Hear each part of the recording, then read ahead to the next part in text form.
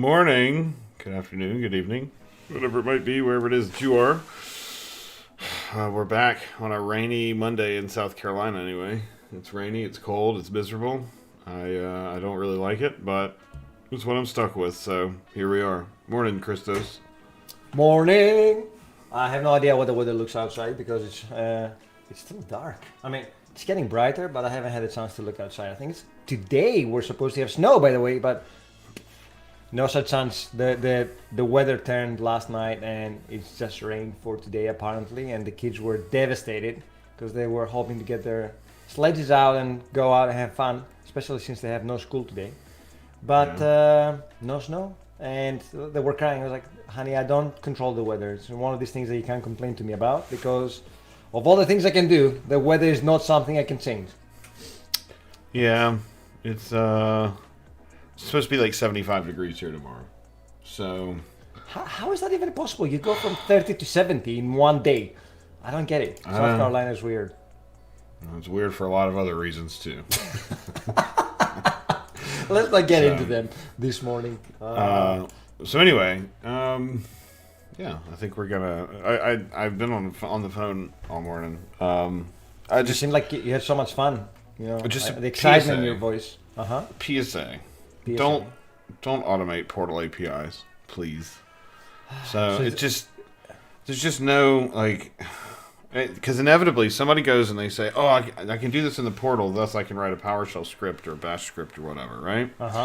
And then that person, gets promoted or whatever, they leave, so that person's gone, and now you've got this script of unknown provenance that's running in production, and then somebody makes a change to their portal API because they weren't expecting you to take a dependency on it, and here you are.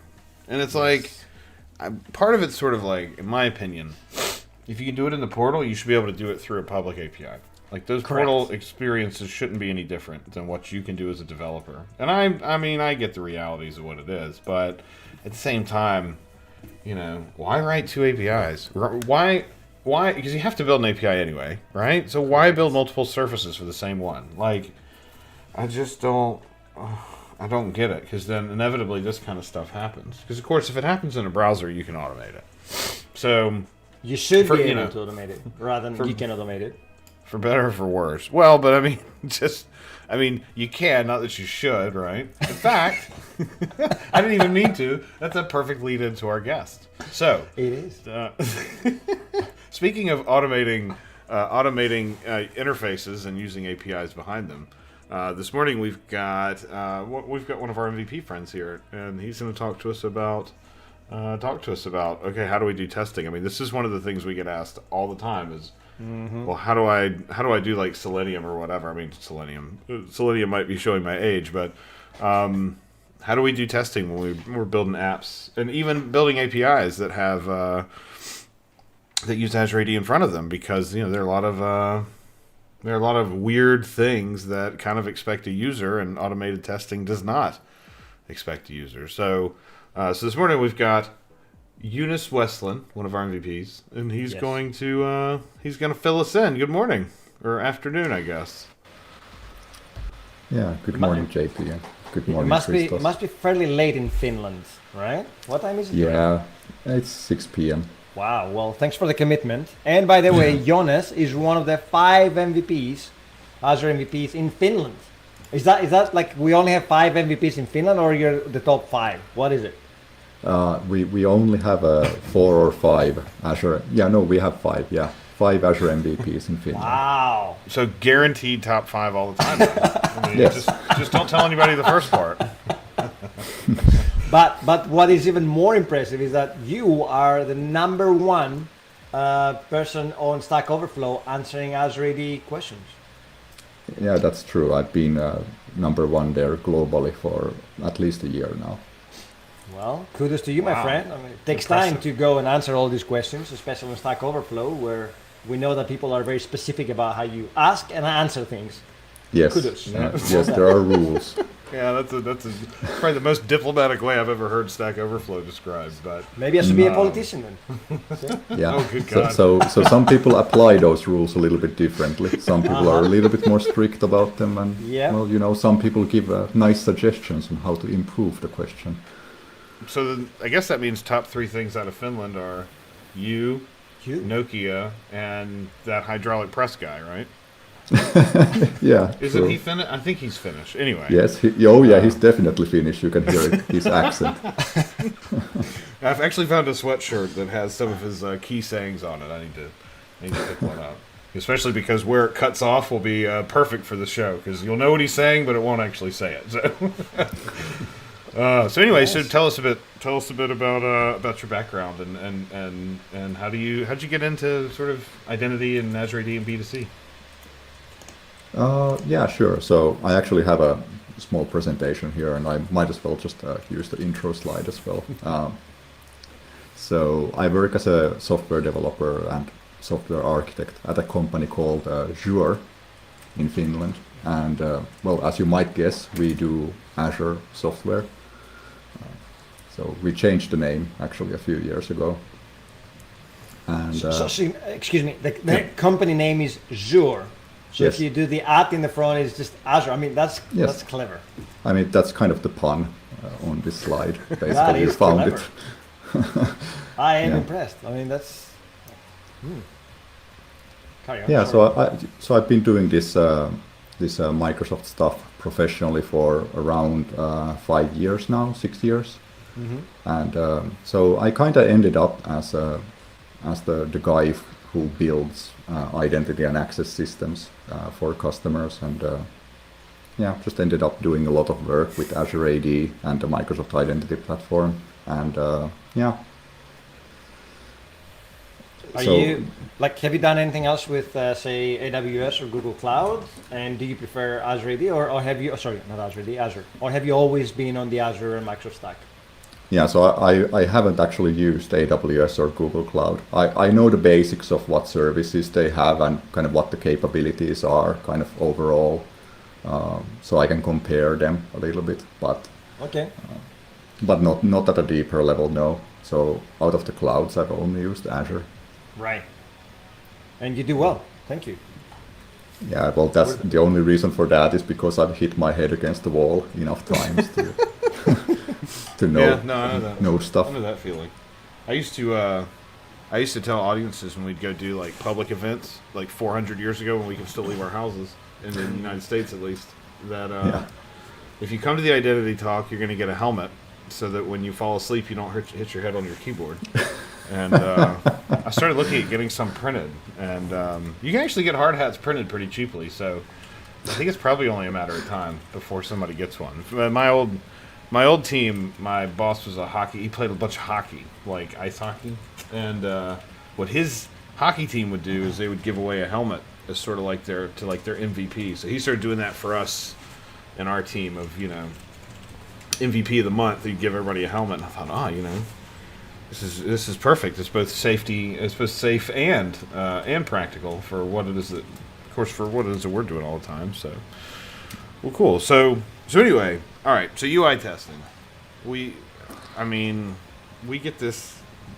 I can't count how many times somebody's asked, "Hey, how do I do UI testing on this?" And we don't have a good answer. So I'm hoping you've got a better one. Yeah. Well, I have at least one approach. Well, it kind of works. I mean, it's not perfect. Well, I mean, that's okay. It works like 99% of the time. Perfect. Eventually consistency. It's fine. Yeah. So does the cloud. It works 99% of the time too. So. Yeah. So this presentation is actually from a presentation that I did last year. In the Finland Azure user group, where I was talking about the same topic, actually. So the main point of this was just to kind of see how we can do UI testing in a single page app that's using Azure AD authentication. So this was not about like these classic like MVC kind of classic web backend style apps, just these kind of rich front-end JavaScript apps, which seem to be more common these days, at least if you look at the developer trends. Yeah, it seems to be thin APIs and, not thin APIs, APIs driving the data aggregation and collection, and then a single page app to do the presentation later, which works quite nice, because if you want to have a mobile app later on, you don't have to write all the logic in the server-side app. You use the API as the proxy to your data, and then your mobile app works very similarly to what your SPA is doing. Or you can do progressive web apps, obviously, but that's the whole beauty there, that having this kind of architecture allows you to be more flexible with your client apps or the end user solution. Yeah, it definitely allows for different kind of flexibility. There's also the nice thing of allowing to scale the backend separately from the front end as well. Yeah. You can distribute the front end files through like a CDN. But that's not really what this is about. Now we're getting a little bit off topic. So we're talking about the single page app that's authenticating with Azure AD, and so when it authenticates, it receives some tokens, and using those tokens, it's going to call an API. And this API is also protected by Azure AD. So it expects an authenticated access token in the requests. Now, so if we want to actually UI test this app while it actually calls this API, then we're going to need to send something in those request headers, and preferably we'd like those to be actually valid tokens. And well, one approach that I have seen used, by the way, and JP, this is a little bit related to what you were saying about the portal APIs, is that some people have actually automated the Azure AD login form, which is... what could possibly go wrong, right? What could possibly go wrong? You're taking a dependency at that point on someone else's HTML, which is risky to say the least. Yep. I mean, UI tests are always a little bit fragile anyway, even within your own app. So it's not even talking about taking a dependency on someone else's app, where you cannot know when it will break. Yeah. Well, I think we talk a lot about using APIs and building APIs and stuff, but I think that the one thing I've learned a lot, especially in the 5 or 6 years I've worked here, is, just because something does do something doesn't mean that it should, and it doesn't mean that the person who designed it was necessarily expecting it to do that thing. And so if nobody's expecting it to do the thing that you're doing with it, then the chance of it getting blown up is pretty high. Yeah. So instead here, the approach that we're going to use here is that we're going to use this authentication flow called ROPC. Have you heard of that? Yes. But you might want to explain it to people on the stream that have not really experienced ROPC. So let's go through that. Yeah. So like people might know in general, when you authenticate with Azure AD or, well, any OpenID Connect provider, the authentication is done through browser redirects.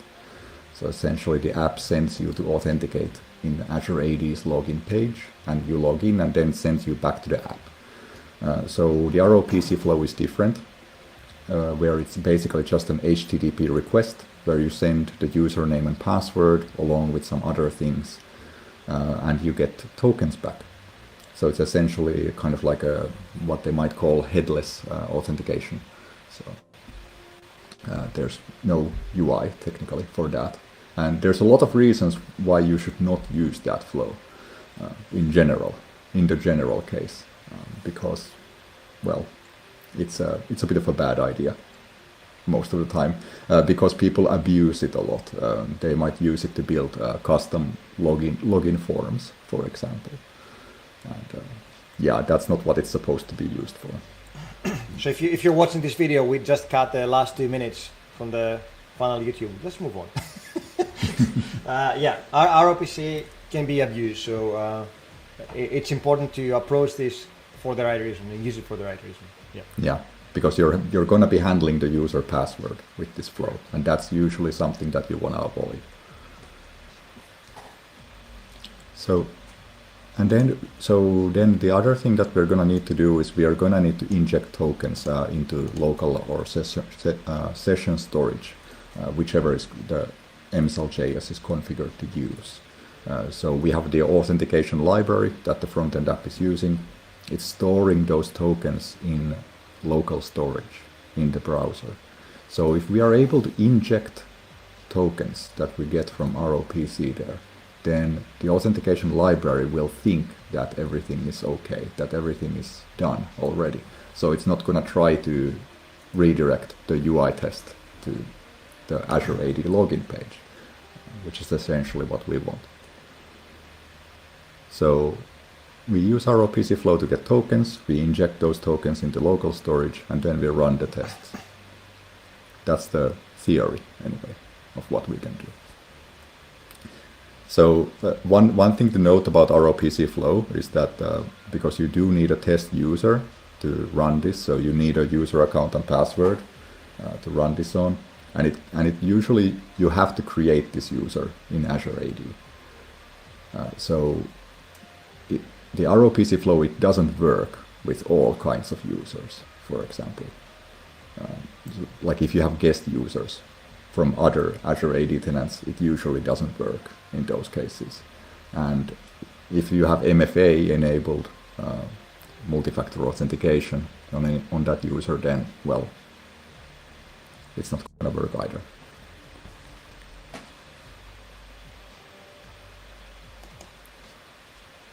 And yeah, so here's one more kind of picture of the testing process. But yeah, I think we can get out of the PowerPoint right now. Yay! I mean, so I'm gonna be kind of building this this sample application that I actually have on my GitHub, and we can actually give you the link now or after the presentation as well. Whatever works for you. You can always stick it on the OBS Ninja, and we can pass it on to everybody else. Yeah, sure. I can actually just send it now.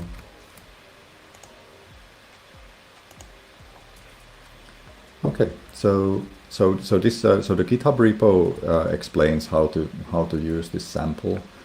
It also comes with the code that we are gonna write essentially in a moment.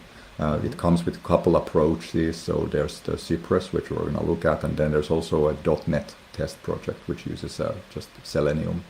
There you go. We're inclusive to our .NET friends, not just SPA stuff. Thank you, Jonas. Yeah, so, well, I mean, it's the exact same thing, exact same approach, it's just in C# instead of JavaScript. Right. And honestly speaking, I found the Cypress APIs way better. Like the .NET APIs are difficult, and then to say the least. And I'm assuming too, like the kind of account that we need to use here, it's a very specific account in terms of the kinds of restrictions or policies or anything like that that's applied to it, because of course just a username and password doesn't fly for most users anymore, right? Yeah, no. A lot of organizations are enforcing multi-factor authentication for basically all users now, except break glass accounts if you have those. Yeah. And also, yeah, it should be said that like in general, when we do these things, we use a development Azure AD tenant as well. So we do not use the production tenant. Is this a proper replica of production, or is it a very cut down version of your Azure AD in prod where you just have certain accounts for testing? Usually it's very cut down, so it's only has those app registrations that are needed and so on. So I have a little bit something ready here so that we don't have to wait for the template to be created and the npm packages to be installed and so on. So this is a really standard app that has been created, a .NET Core app with a React front end. So this is the template that comes with the .NET SDK. And I've modified it slightly to include the Azure AD authentication And that's pretty much it.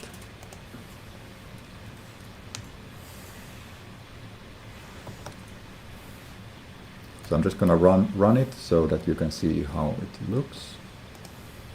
And I'm going to actually move the tab here. So it's going to take a moment to start.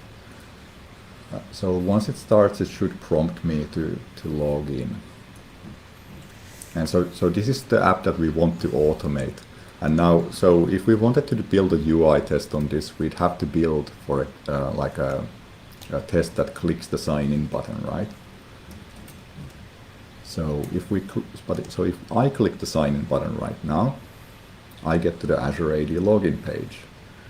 And yeah, sure, I could automate the login here. Like I could make it so that, okay, click this and then do username, password, but that's a really bad idea for all the reasons that we mentioned before. So yeah, let's not do that. But I'm just gonna log in here just so you see how the app works. So as you can see, this is the really standard .NET Core template that you may have seen before. Yep. The important one here is the fetch data tab, because if we look at the network tab, now we can see that this one actually makes an API call to the backend. And in that API call, we have a bearer token. We have an access token sent with the request. So the request is authenticated.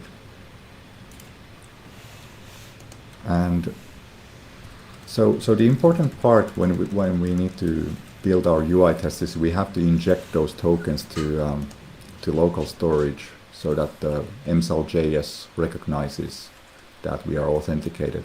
And so if we actually look at local storage, and it seems that Firefox is having some issues there. There we go. So if you look at local storage, we can actually see what MSAL.js has put here.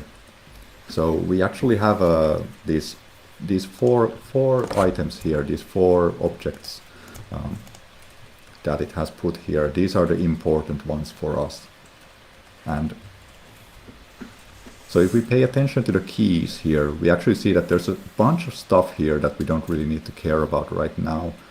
And they're mostly similar, except that this one has access token in the key, this one has ID token, this one has refresh token, and this one has nothing. So I actually went through the MSAL.js source code to figure out exactly what these do, so that I could kind of reverse engineer them and then inject them here. So if we look at this one here, that doesn't have anything here. So this is what the MSAL.js calls the account entity. Jonas, can you zoom in a little bit, please? Maybe 2 or 3 clicks. Can you say again? Can you zoom in? Yeah, maybe I can.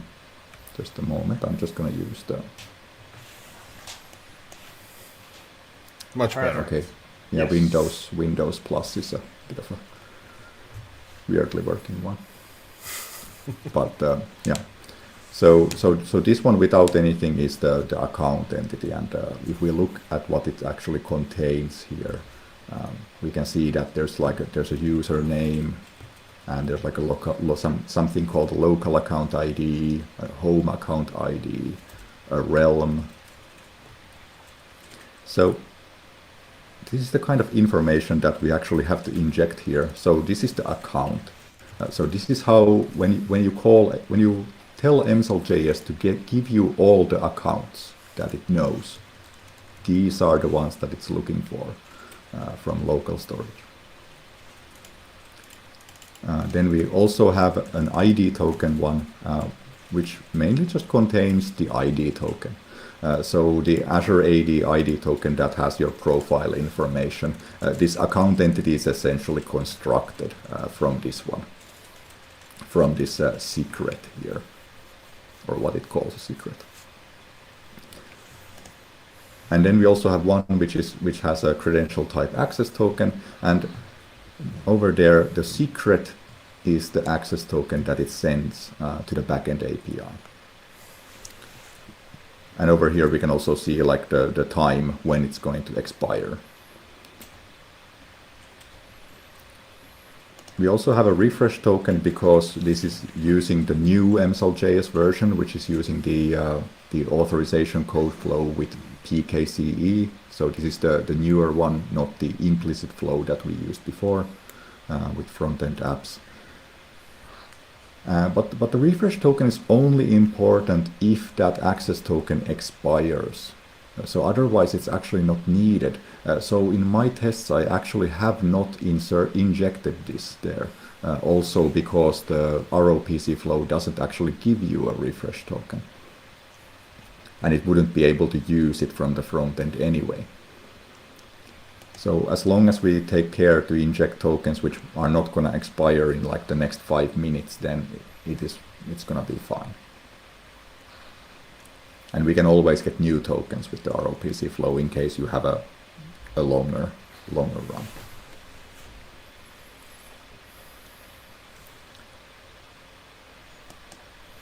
Yeah, but essentially our goal in the tests is to inject these 3 things into local storage and then run our test. Interesting. Okay. That's kind of it. So I would say like the biggest downside of this approach might be that we are now taking a dependency on the format that MSL.js uses here in local storage. But there's really no option for that. And if MSL, if it actually exposed functions to construct these entities, if it exposed them from the module, then we could actually use them in the Cypress test to construct these. Instead of having to essentially rewrite the functions that MSL.js uses. But it is what it is. So now that we have the app running, we can get started writing our tests, I think. Are there any questions so far? So, Cypress... Tell me a little bit about Cypress, especially because most of my UI testing days have come and gone. So I haven't done a whole lot of UI testing since the days of Selenium. So, so what? I guess what kind of what's sort of the expectation, right? If I'm a developer and I'm building a front end app, what's my expectation of functionality in one of these test harnesses? Like I'm assuming, well, obviously JavaScript is executing and what am I going to get, especially in Cypress specifically? Yeah, so Cypress is quite nice because it comes with this test runner that you can actually see here. So that one actually allows you to. So Cypress allows you to write tests in JavaScript, right? So and those tests, for example, they can open pages, they can click on elements, they can find elements in the view. Test certain things from them, see that certain things are visible, verify that a certain number of items are shown, and these kind of things. So you can automate a user test, essentially.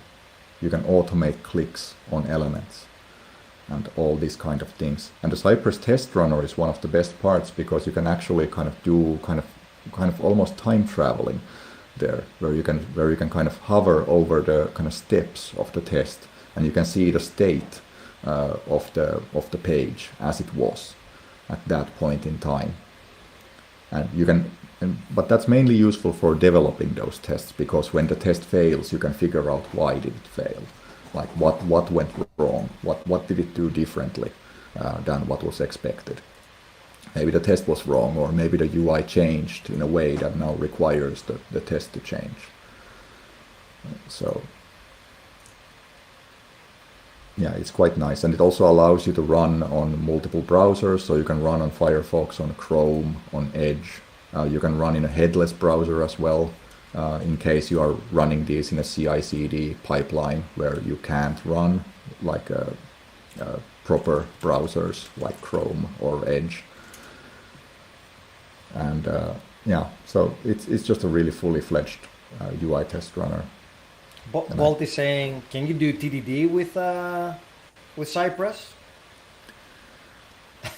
Well, I Is mean, that in even some possible? way, I suppose you could, but I think in UI tests in general, you won't do that because, You need a UI first before you can unit test things, man. yeah, I think in UI test the approach usually is to make the UI first. It's a little bit different from those units. Is It's a little bit more complex. you have a test about a failing button when there's no button whatsoever. So I don't know how you can do TDD on the UI Bolt.io. Also, taking TDD to extreme, I think. Yeah, I think it kind of applies with integration tests as well. It's pretty hard to write them ahead of time. So what I've done quite a few times is actually write the kind of shell of the test before I've actually implemented. So I've actually written down the kind of steps that the test is going to do in comments, so that I know at a kind of high level what I'm going to write. But yeah, if you go to the cypress.io, you can actually check out the video here as well. They show you an example of Cypress running there as well. And the documentation is pretty fantastic, honestly. They have really nice examples of how to do things. Oh yeah, also actually this is one kind of nice one. They can actually take screenshots and video recordings of the test run. So if you run these in a CI/CD pipeline, you can get like a recording of the UI test. So if it went wrong, you can debug it even there. So is it something that I'm assuming the test runner, like, do I run my own server that's running a Cypress, like a Cypress server somewhere, or do they have like a managed service that we use, or how do we use it? Well, actually, I think it's best if I just show you. All right. So it's essentially just an npm package that you install. So that's all. So I'm gonna go here actually in the folder here, and I'm going to add a folder for our project. And then we're going to open this folder in Visual Studio Code.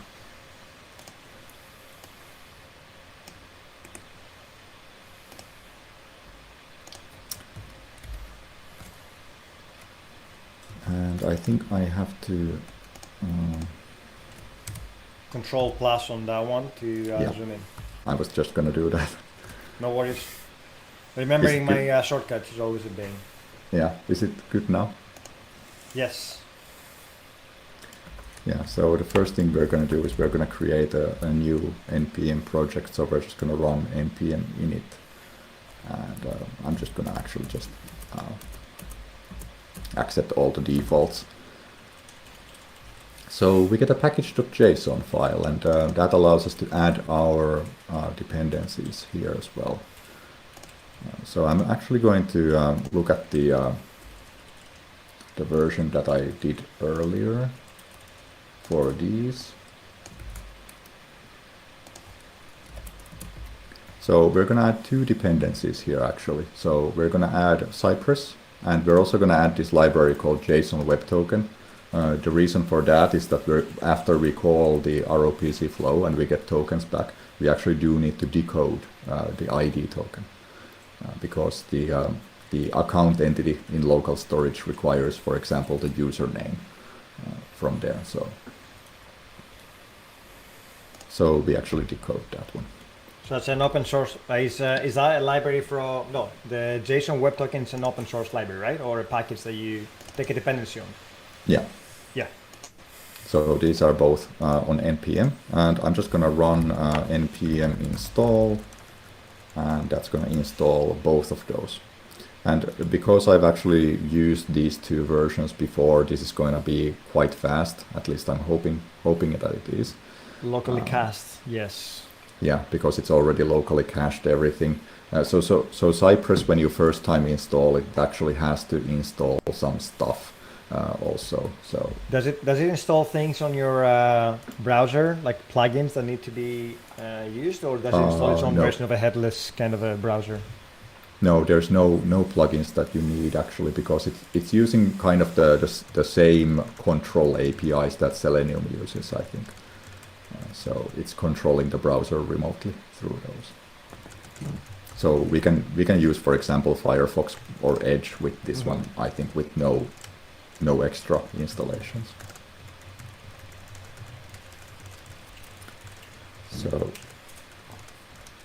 So this should finish up pretty soon. And so one of the things that we are also going to add, and we can actually just do that while the npm install is finishing up, is that we're going to add a couple scripts here, mainly to make our work a little bit easier. So we're going to add 2 commands, and we can actually remove that test command since it doesn't do anything. So we have Cypress open, which is what we're going to use locally. So that's going to open the test runner. And then we have Cypress run, which is going to actually run the tests without that test runner showing up, essentially.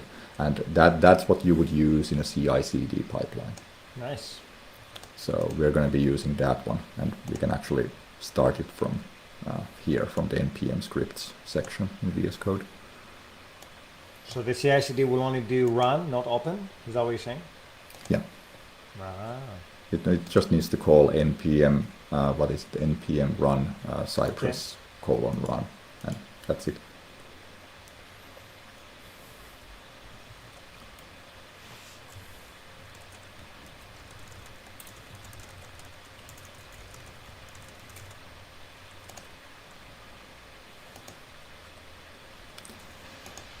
Okay, so this is a typical demo effect. It usually does not take this long to install. No,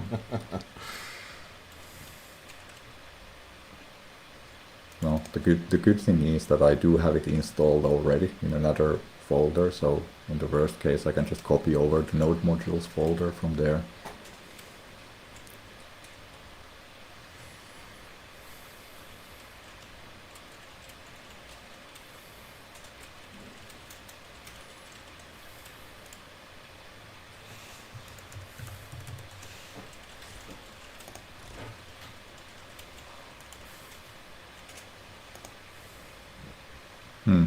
That really is taking too long right now. So the reason why I'm waiting for this is because when you first open the test runner, it actually generates you all the files that it needs. So I kinda need to run that. So right now that's an empty project. Is it still going to create all those files regardless of what's in your repo? I'm not sure about that actually. I think I haven't really tested that. So at least, well, one thing that I have seen it do is that there's one particular folder where it has like example data, and no matter how hard I try to delete it, it always creates it again. Right. Like the other stuff it doesn't, but I'm not sure what's so special about that. So you might as well keep them. Yeah, so I'm actually just gonna just terminate that, and then just copy in the node modules folder. You know, I mean, what's the worst thing that could happen copying over node modules?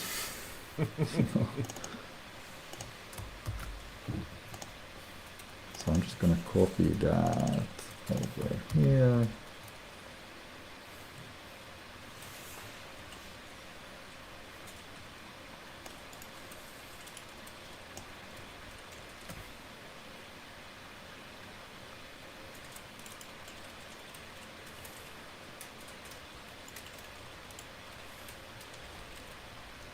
Yeah, so I'm hoping that the Windows transfer copy dialog is wrong, as it usually is. What? That's a lot of Well, you know, files. what is it, 11,000 files to copy over? Yeah, you know, typical JavaScript project.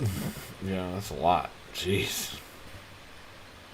Although I found like I end up doing most of my file copies now with like a robocopy or something, because at least it, at least I don't have to wait on Windows to do it, or wait on. I don't know. Like I seem to remember I read an article a while back that part of the reason why like zip, for example, is so sort of just not super great in Windows is because the component was originally licensed, and so because of that, nobody knew the code, nobody knew how to change it, nobody knew how to mess with it, so it just kind of lives on forever in this, 15-year-old state. And I seem to remember some of the slowness that happens here is related to that component somehow. So it's kind of Great. interesting. Yeah. So. Okay. So why is this taking so long as well?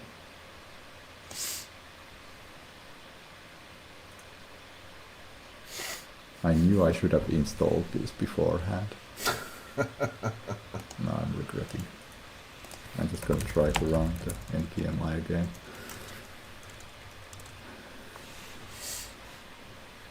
Okay, so it was just finished. It was already done. Great. Okay. Well, we will see if it works. And I have the working version as well in another folder, so it's not really a problem. I can always hop to that if this doesn't work. So. Well, there you go. You came with a backup plan. You don't have to worry about that. Well, I've done a few presentations before. I'm working with the cloud.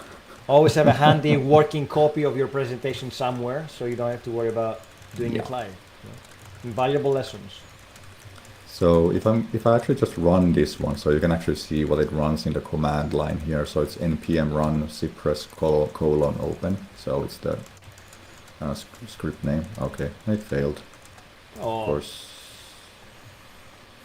I have never.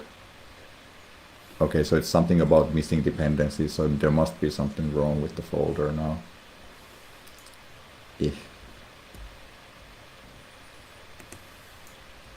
Okay, well, that is a bummer. Any suggestions? Should I just go with my backup? Sure, that's fine. I mean, essentially you have two packages, right? Cypress and a JWT parser. So yeah, well, you don't get to see me write code live now. Maybe I can modify it a little bit, but maybe we didn't lose anything. So the main thing here is that we're gonna run Cypress open.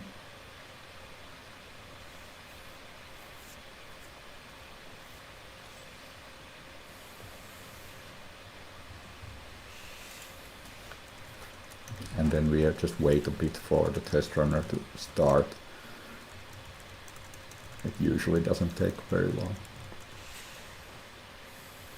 So on the left side here, actually, you can see all the files that have been kind of mostly generated by Cypress. So when you first run it, it's going to generate this Cypress folder as well as all of these 4 folders. And the idea here is that the fixtures folder, you can put kind of test data, whatever you want in there, like JSON files containing mock data. Then in the support and plugins, you can put kind of supporting functions. So if you want to add functionality, that's where you would do that. And then the integration folder, Cypress is going to generate a bunch of example tests for you that actually run against their test website. So you can actually check out like various things there, like how to write certain kinds of tests, and it's kind of cool. So it's not doing any sort of like project analysis to determine, like, to stub any tests or anything. Those are just samples. Yeah, those are samples. Okay. So here we can actually select the browser that we want to run as. So I have options. Currently I have Firefox, Edge, and Electron. Now I don't have a Chrome installed on this laptop, and that's the reason why it doesn't show up here. Otherwise it would as well. And this does support Safari and Opera as well. So it's pretty rich in that support. And you can see that we have 2 integration tests here, 2 tests right now. We can run them both, or we can run just one. I'm curious about the Electron browser.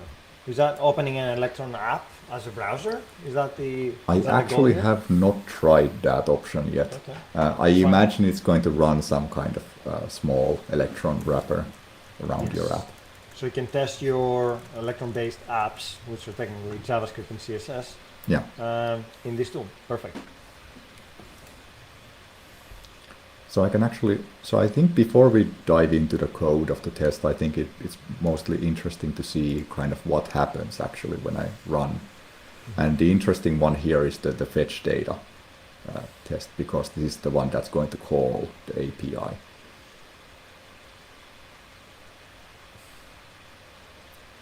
So this is actually Cypress. Yeah. This is Cypress running. Yeah. And is it running? It's automating your instance of Firefox, though. It's not. Yeah. It doesn't ship with any. Okay. Yeah, it's just automating my browser now. And well, so on that side too, does that mean that any context you have in the browser may also be available? I guess it looks like it's in private mode now. So.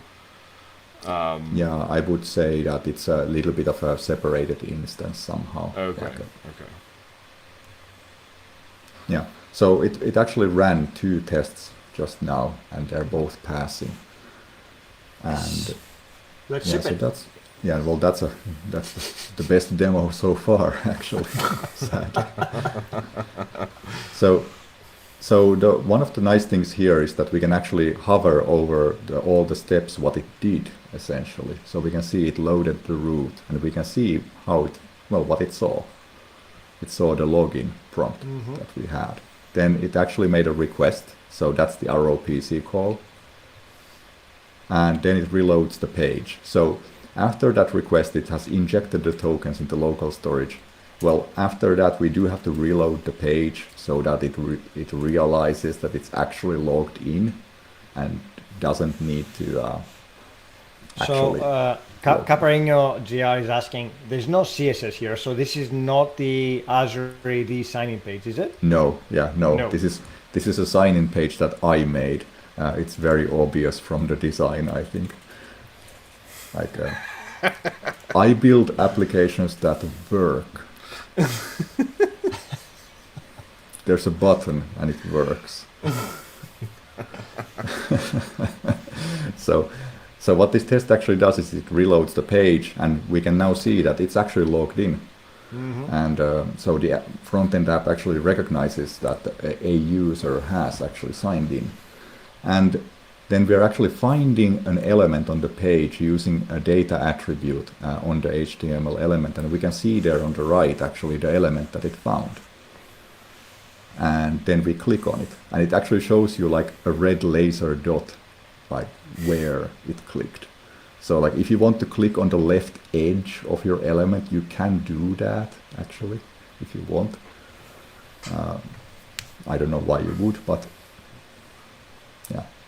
Right. So this is a step that we run actually before each test here, because these are tests for the fetch data section.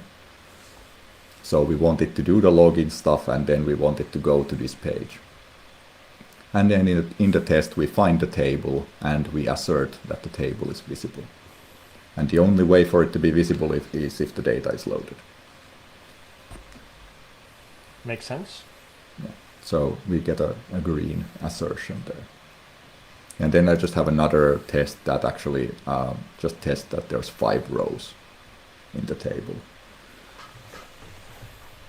So do you have access to all of the like say the, you know, obviously for live debugging we use the console a lot, and we look at messages especially from third-party libraries and things. All that kind of stuff available too if we wanted to see error messages or see anything that's being spit out? Oh yeah. Yeah, you can use the console here to see all the error messages that your app is causing, of course. And of course any AJAX request that the page, well, okay, no, AJAX request might not be visible here, but otherwise, yeah. And you can get like detailed results of like the element that it found here. Okay, cool. And okay, so if we actually go to look at those tests, and I'm going to leave that running. So if you leave it running, it's going to run those tests again if we modify. It has a watcher. Nice. Yeah, so it's actually watching the files at the moment. So if anything changes, it's going to run everything again. So that's also really neat. So if we look at the fetch data spec, for the tests. It's relatively simple JavaScript here. So the first line here is just establishing some types. Since this is not TypeScript, this is JavaScript, there's no types. But by doing this comment, Visual Studio Code actually becomes aware of the functions that Cypress offers globally. So that it gives us suggestions for them, that's all. So we create a context, and then test, you just write it, you give your test a name, and then you give a function that, well, does the things in the test that you want. And there we have our before each function, which does the login stuff that we're going to look at next. And then it finds an element on the page and clicks it. So we saw that in the runner. It's doing the login, it finds the fetch data link in the nav bar, and it's going to click it. And then in the first test, it finds the table and checks that it's visible. Are you only working with data attributes? Can you use CSS class names or IDs? You can totally use absolutely anything. The general Cypress recommendation is actually to use these data attributes, since CSS class names and stuff can be very fragile in general. So. Yeah, I'm only asking because somebody might see this one and say, well, you know what, we have a 5-year-old app that doesn't really have data attributes. Yeah, and so obviously this is a CSS selector right here. So you can write absolutely anything here that selects CSS elements. Okay. Perfect. Yeah, and so this is a bit of an interesting way that they do these assertions where it's a should and a string, basically, for different kinds of things. But the nice thing is that we actually get autocomplete for that. Oh. So, nice. So somehow those are defined by Cypress, right? Yeah. So these are somehow in those types actually defined. So and I need to have the reference type Cypress so I can bring these autocomplete features in, right? Yeah. Yeah. You absolutely need this for the autocomplete. Otherwise, well, JavaScript is just not aware. I would have preferred to write these in TypeScript if I could have, but. Okay. Somebody's asking, Gani Devs is saying, afternoon, a bit late to the party. Welcome to the party, Gani Devs. Is this using Playwright? That's the question. I assume no. I don't know what Playwright is, so I'm asking you, Jonas, if you have any idea? No. Can you say again? It cut your connection a little bit. The question is this tool using Playwright? I don't know what that is, actually, so I do not know. Sorry. Yeah, Gani Devs, just send us a link. I don't think it does. No, it's a Playwright is a similar thing that the Edge team puts out. So no, I don't think this is using Playwright. I don't think this is using Playwright underneath. I think this is totally separate because this is Cypress. So yeah, so this is using the browser's kind of APIs to control them remotely. So I think all major browsers, they have an API that allows other applications to control them essentially from the outside. Roberto Bowles is saying Cypress doesn't use Playwright, but they're both very cool. Yeah, they both do the same thing essentially. Yeah. Yeah. So this is the basics of how you write Cypress tests. You add a spec file and you write a context. You give it a name, a function, and then if you want to do something before each test, you write a before each handler, and then each test you write with the it function. Okay. So the Cypress login, that's a built-in function, right? No, that's actually a custom command that I've written there. So that's one of the cool things about Cypress, actually, is that it actually generates this commands file for you when you start the runner first time, and it gives you examples of how to write these commands.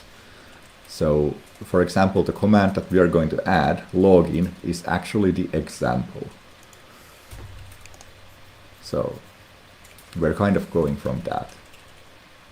And so there's a bunch of stuff here, and mostly you don't need to care about it. The main thing is that this command calls another function. That's the main thing that you have to understand here. So I've added a separate file where we define the login logic itself. But the main thing that we do here is that we actually do token caching. So the sample originally didn't have this, and I've added it some time ago. And what it does is that, well, if we still have a valid token, then why bother getting a new one? We can just return the same one again.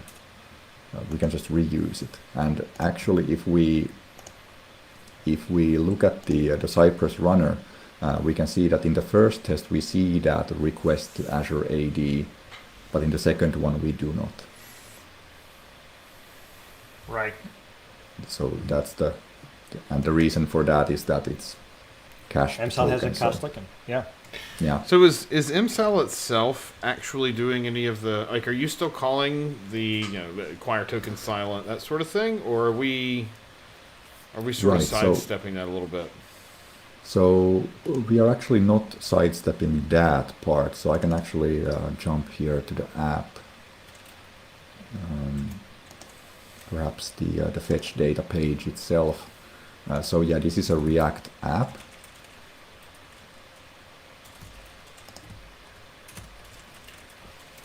So you're still using the MSAL API the same way. We're just sort of we're hydrating the data, the cache ourselves, and so yeah, that's basically what we are doing. We are hydrating the MSAL.js cache, and when we call this get API token function, which is something that I've defined in this auth.js here, it's just going to call acquire token silent on the MSAL app object. Okay.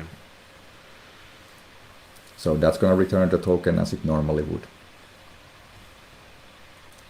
So, hey, JP, quick question. Can you hear there's a little bit of a background noise? Is that something we can get off the stream? I don't know if you hear it. I do hear it, but I don't really know.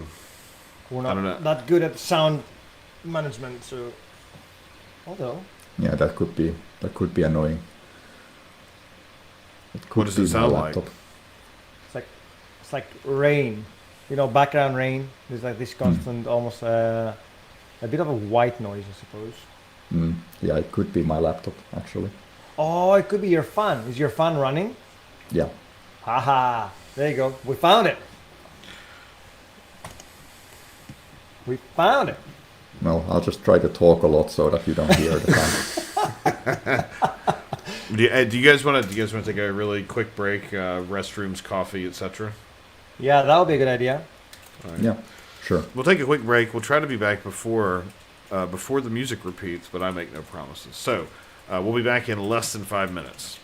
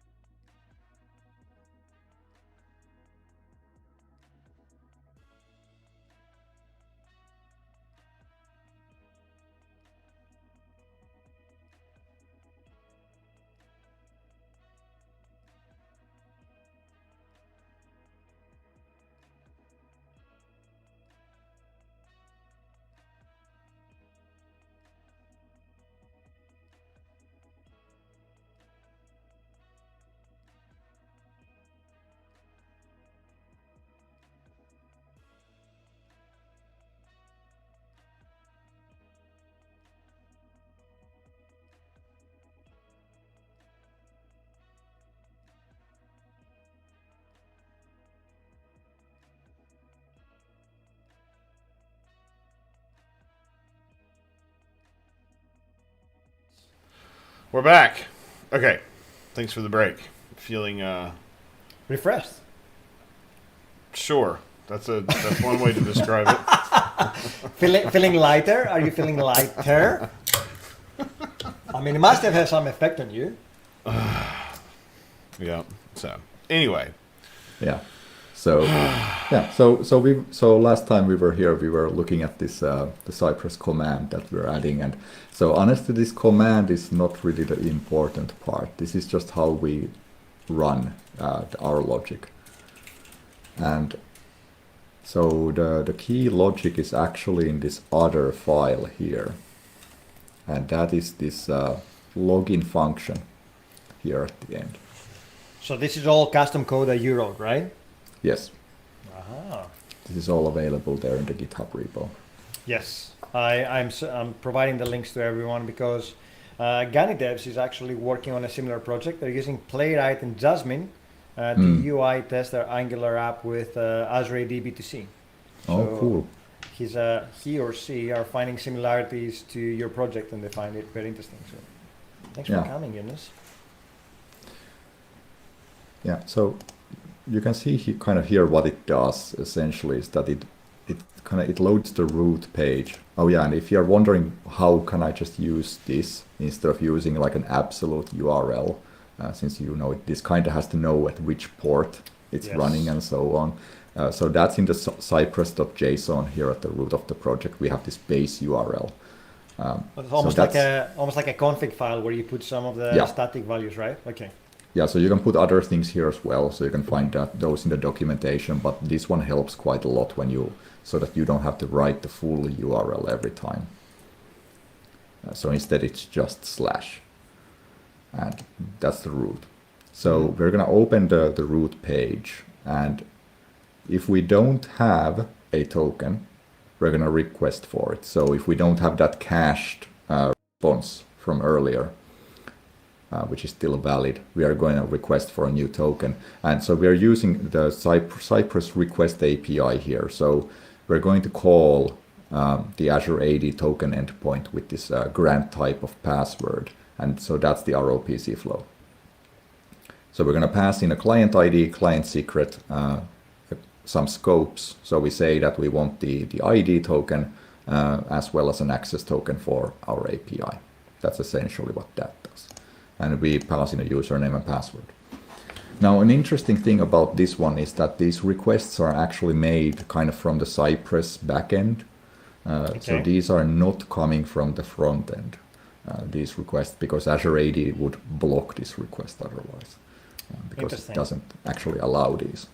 Is there a way to tell Cypress to do the backend, like use the backend to do the call instead of the front end, or is it always the backend that does the I'm actually not sure about that one. So all the ones that I've done have always been like this, and I haven't used this feature very often. Sure. So interesting question here from me. There's a client secret and there's a username password that you need to store somewhere. How do you securely store these, or is this something that we shouldn't care because it's a one-off account that has access, like a user access only to your test AD? Well, I think that you should care about that. But however, in my sample here, I felt that it's going to get complicated regardless how you do it. But I would probably recommend using something like environment variables. So in CI/CD, you can inject them. That would be my general solution for that. But instead here in the sample, we're using this kind of auth settings file. I'm not going to open the actual file because it does include credentials. So the sample file here is included in the repo, so you can just insert your own things here. Right. Thanks. And I think, as other people are looking to automating the UI, it's instilling some best practices, right? Yeah. Cool. Thank you. So if we go back here to the auth, so after it has requested the token, it's going to inject those tokens into local storage, and that's actually something that I think we should be able to see here. So if we actually go here to look at local storage, then we can see them here actually, what we have injected into the browser. So you can see that we have the access token. So this is going to be a little bit small, so I'm going to just please zoom in. I'll be the voice of the old people asking you to zoom in because I can't see properly. So we have the account, we have the ID token, we have the access token. So it's all in the format that MSL.js expects for the most part. So we have a name, API test user, and so on in there. So those are the ones that we have actually injected through the test. So when we actually go to inject the tokens, which is here, first we actually use that JSON Web Token library to decode the ID token. So remember that the tokens that Azure AD uses are just JSON Web Tokens. So they are not encrypted, not usually anyway.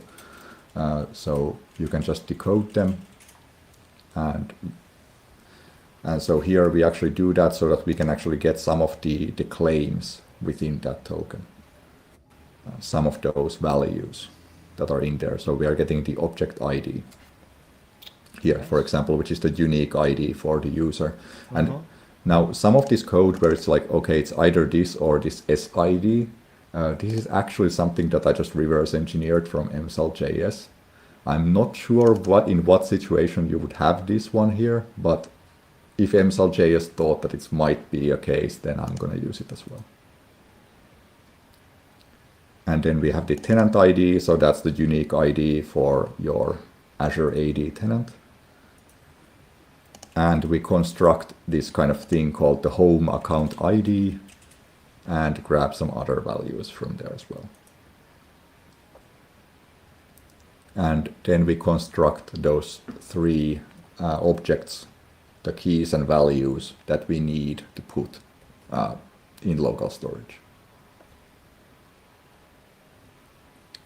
And so I'm not going to go through these kind of all of them, but so essentially what I've done is that I've made a function to build each of those values. And so there's just a quick generation of the object that we are storing in local storage. So like I mentioned earlier, so we are now taking a bit of a dependency on the internal structure that MSL.js uses in its token cache.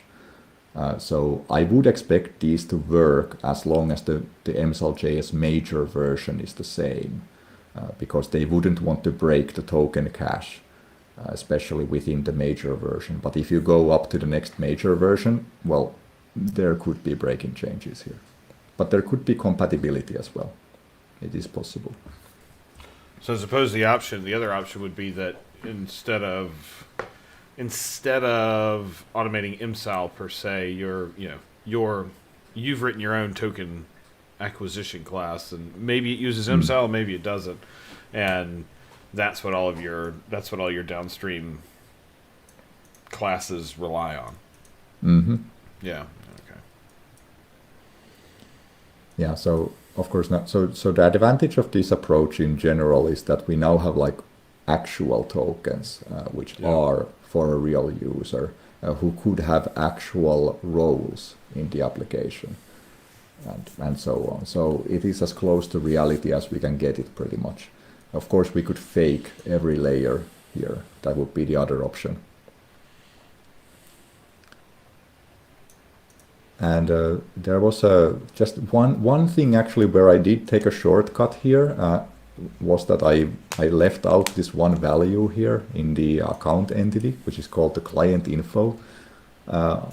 So the MSL.js just constructs it and sends it in some authentication requests, but it's not used otherwise. So I just figured we can just skip that complexity and just leave it out, because it doesn't affect the test runs in any way. But the .NET version of these tests in the repository actually does have that implementation for that one as well. I just didn't want to include that here. Okay, so we actually have everything there, and so what we just do here is we just use the local storage APIs as we normally would to set values in there, and that's basically all of it. And now So we this can is just not use MSAL storing No. in the local storage. This is you doing in the No. local storage, right? So MSL.js doesn't offer us APIs outside the module. So these are kind of private functionalities within MSL.js. So if it did expose them, we would be using them here. And this is just for your login to make sure that if it needs to start the test, then it checks for a cast token. If it doesn't find it, it goes to the login process. Right. Perfect. Right. So that's what it does here. So it's gonna check the expiry time here actually, and it's gonna set this one to null before doing this if it figures that it's close to expiry. Okay. I see. So we just set the expiry time to 50 minutes from now currently.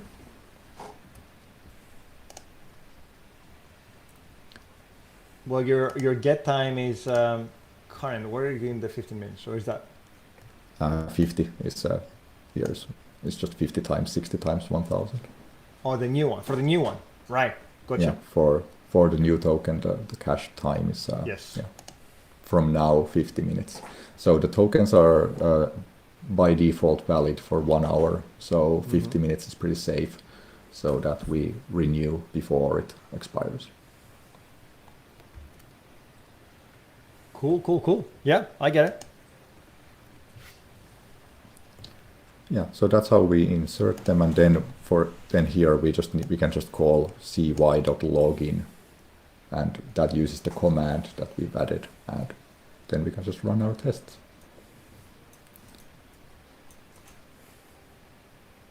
Nice. Very cool.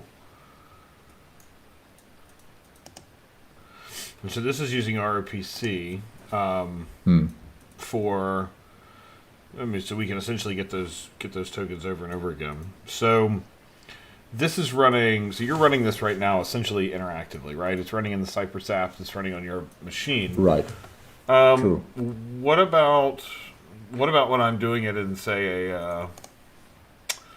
in a pipeline somewhere? What are my options there? Good question. So what we can actually just do is that we can run the second command, or second script rather, that I've specified here in package.json, which is the Cypress run. And that's going to just run everything in the console right here. Now I actually can't recall what this uses by default. I think it uses something headless by default, so not like Firefox or something like. Yeah, well, actually, yeah, we can see it actually uses Electron in headless mode here. And that doesn't need to be installed on the CI/CD server, right? Or where the agent is running. You will be able to find actually, if I want to run this, I just need to. I would only need to install the dependencies of this app. So just run npm install in the root, and then just call Cypress run.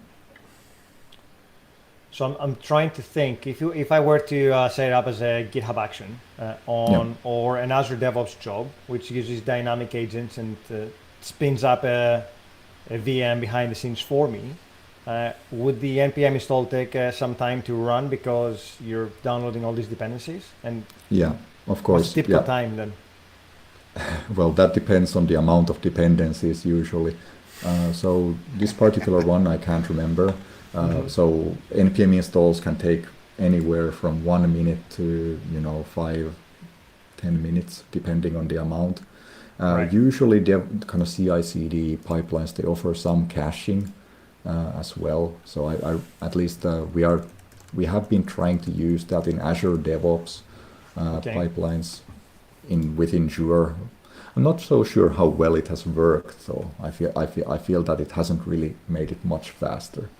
Because I think it's still transferring all those files from somewhere over the network, because it's a Microsoft hosted agent, so it can't have a file cache. within the server because, well, it's a dynamic agent that is shared. So yes. So Cypress does have a GitHub action. Cypress has one that they've published. Nice. And it looks like they've got some interesting ways to do caching and ways to make it faster. Like it says, it installs, for example, only Cypress, so you can sort of skip all the other dependencies and stuff. It's pretty interesting. Looks like there are quite a few things you can do. Which then always kind of gets you into wondering too, which is, if this is going to run, I mean, we've done a lot of work with GitHub runners that are using managed identity and accessing resources that way and things. And so you almost wonder how difficult would it be to put these kinds of secrets in something like a key vault and then just go get them at runtime, or have them, at least have them be injected. But it's cool that they've got. It's cool that Cypress already has an action for it. And I'm sure the time it takes is a big thing that people are going to be concerned about, I guess. Yeah, and the reason why I'm asking is like, is this best suited as an overnight kind of an integration UI test that you run and then come in the morning to check, or is that a continuous test? Like, how would you categorize this functionality here? Like, do you want to continuously test this one while you're writing code? Probably not, right? I really feel like that depends on the organization and the team ultimately. Because these kind of tests can be really, really heavy, as you know. So these might take quite a lot longer than a unit test that run in milliseconds. Yes. So you can run thousands upon thousands of those every time, totally fine. But it kind of depends on the criticality and the deployment. I would say, like, if the deployment is done on every push, and well, it's really critical that this stuff doesn't, crash, yes, or not work, then well, you might want to run these before deployment, or you could have like a set of smoke tests, for example. So run like a specific category of tests only on every commit or things like that. Sounds like a plan to me. Cool. And the source code is all available, so if people want to go and have a look on how to set up theirs, it's there. Very minimum test, but it focuses on the Azure AD testing rather than anything else. Yeah. Now, so one interesting thing here is that I didn't configure, so I haven't configured anything now at the moment for this run. So it picked that headless run by default, for example, and it also took video of both of them and saved them as MP4s. What? Video? That's nice. Yeah, so you can actually see the video essentially of the Cypress runner running, so as if you ran them locally within the runner itself. I can think of a scenario where I will totally forget about all these tests running at some point, and my hard drive will fill up videos with my Well, well, at least at the moment it looks like it's naming the file, based on the spec name. So maybe it's just overwriting the previous one, or maybe it's just adding a new one. I don't know. True. Maybe you will find out. Now so this just to go back to the test. This test is only testing the UI authentication. Are you also passing that? Are you passing the token back to the API that is pulling the data across, or we're not doing that yet? Yeah. So the API is actually running there, and it is getting called during the tests. So the API is also validating the token then. Nice. Yes, it is validating the token as if it was running normally. So this is more of an integration test because it does that end to end, right? So that's the UI testing to acquire the token. So we validate that this works. And then the next one is the token I have is valid and has the right claims to go and call the API. Yeah, so this is an end-to-end UI test. Very nice. This is cool. Yeah, this is awesome. So, okay, so one more question. What are, I guess, so, we've talked about RPC quite a bit, and we've have lots of discussions about RPC and the like. And when I'm coming from a client, like this, it makes sense. What are there alternatives like that maybe don't use ROPC that you've seen or that have worked with any success, or is that kind of the main way that you've seen this work? Yeah, so the problem is that ROPC is the only flow that you can call like headless without a user present to do the authentication or automating the login page. So that's kind of it, because we do need to get tokens for this specific app as well. So well. So something like AZCLI, like using that to get tokens wouldn't really work, I think. Yeah. Well, so then the second question skipping UI testing for a moment. When it comes to backend API testing, so are those? How are you doing those? Are you doing any of that right now? Were you doing just API tests, but without the front end doing that, or what's your strategy there? So that actually varies by project where I'm in. So in one of the projects, we actually run some hundreds of end-to-end integration tests on the API without the UI. And in those cases, we actually use ROPC flow to get tokens as different users. Right. Okay. As well.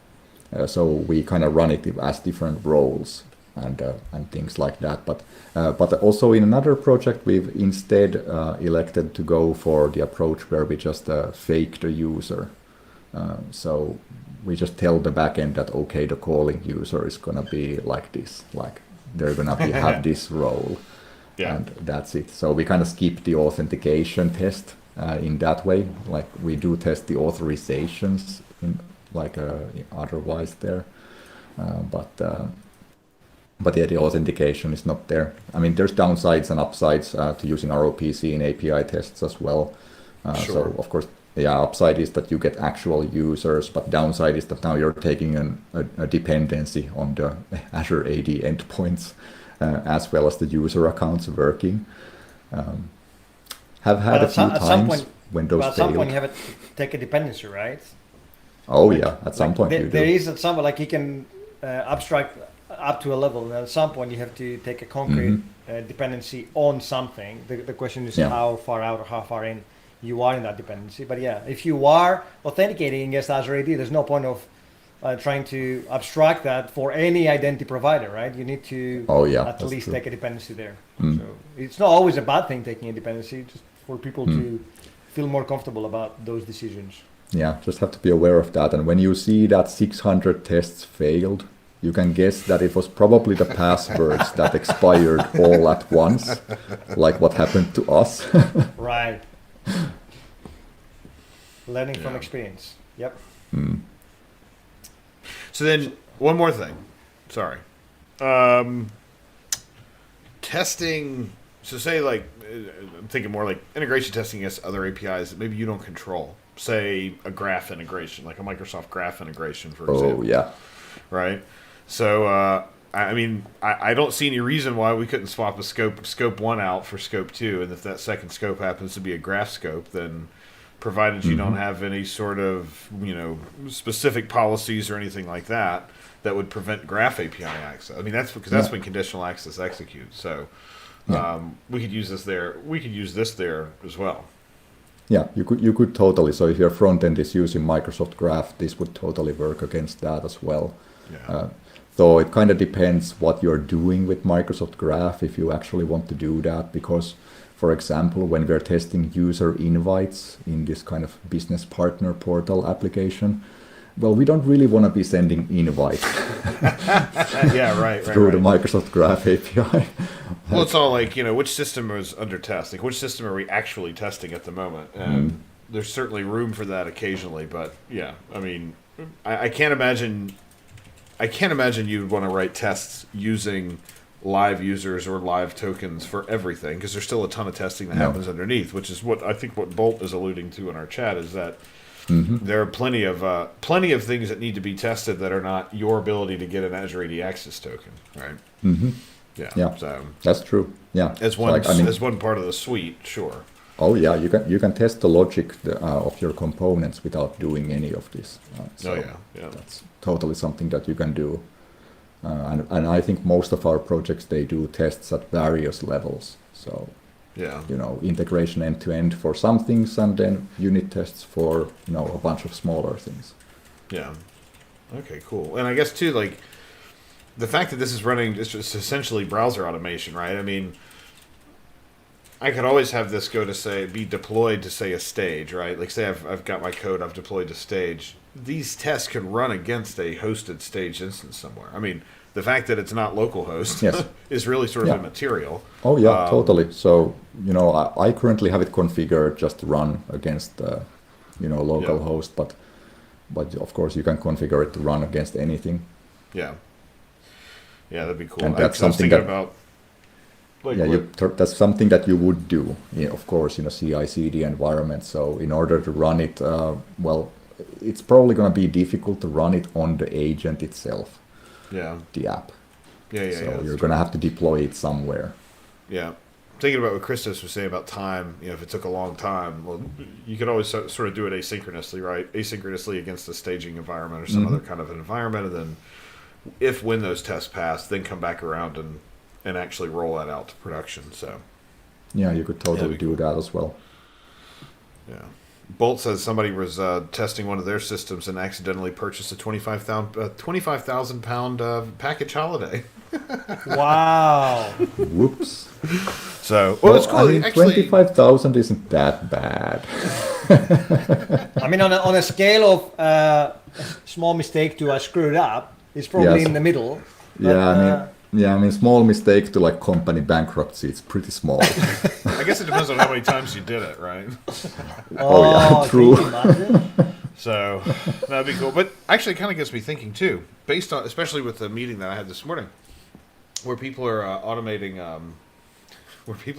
portal UIs, which they absolutely shouldn't be doing. But in a way, for automating, mundane tasks, I mean, essentially, like we're using it to write tests, right? So we're using it to say, oh yeah, we did this and these other things happened. But it's not a stretch to say, well, why don't I just use this to automate other things that I need to do on the web that maybe I don't actually have access to do? Your disappointment is speaking volumes right now, I can tell. Yeah, I mean, you can use any tool in various ways. Including RPC. Oh, it's funny. Oh yeah, true. So, well, cool. Well, thanks for coming and hanging out with us. This has been awesome. I mean, I've got now I have an hour and a half video and a repo that I can point people to when they say, "How do I UI test these?" I'm like, hey, go. I've got just the thing for you. Go and test it. Yes, exactly. So, Is there a blog post that goes with that, Eunice? Do you have anything written other than Actually the repo? do not yet. So I have a blog as well that some people may have seen, and well, I haven't written about this yet. It's on my to-do list. Along Okay. with a bunch of other things as well. So it'll be there at some point, but not today. Sure. Yeah. No pressure. I'm just asking whether there is a blog post that we can point people to. We'll add the links to the YouTube video as well. So if you are watching this on YouTube and not live on stream with us, then the links below should point you to most of the resources that we discussed today, as well as how to get in touch with us and anything else. So, make sure to read the comments. And if Yeah. you have questions, you can always reach out to us at 45@microsoft.com, because that's where we get your feedback. 45 show at Microsoft.com. You can join us on the Discord too. We'll make sure we get links into the chat.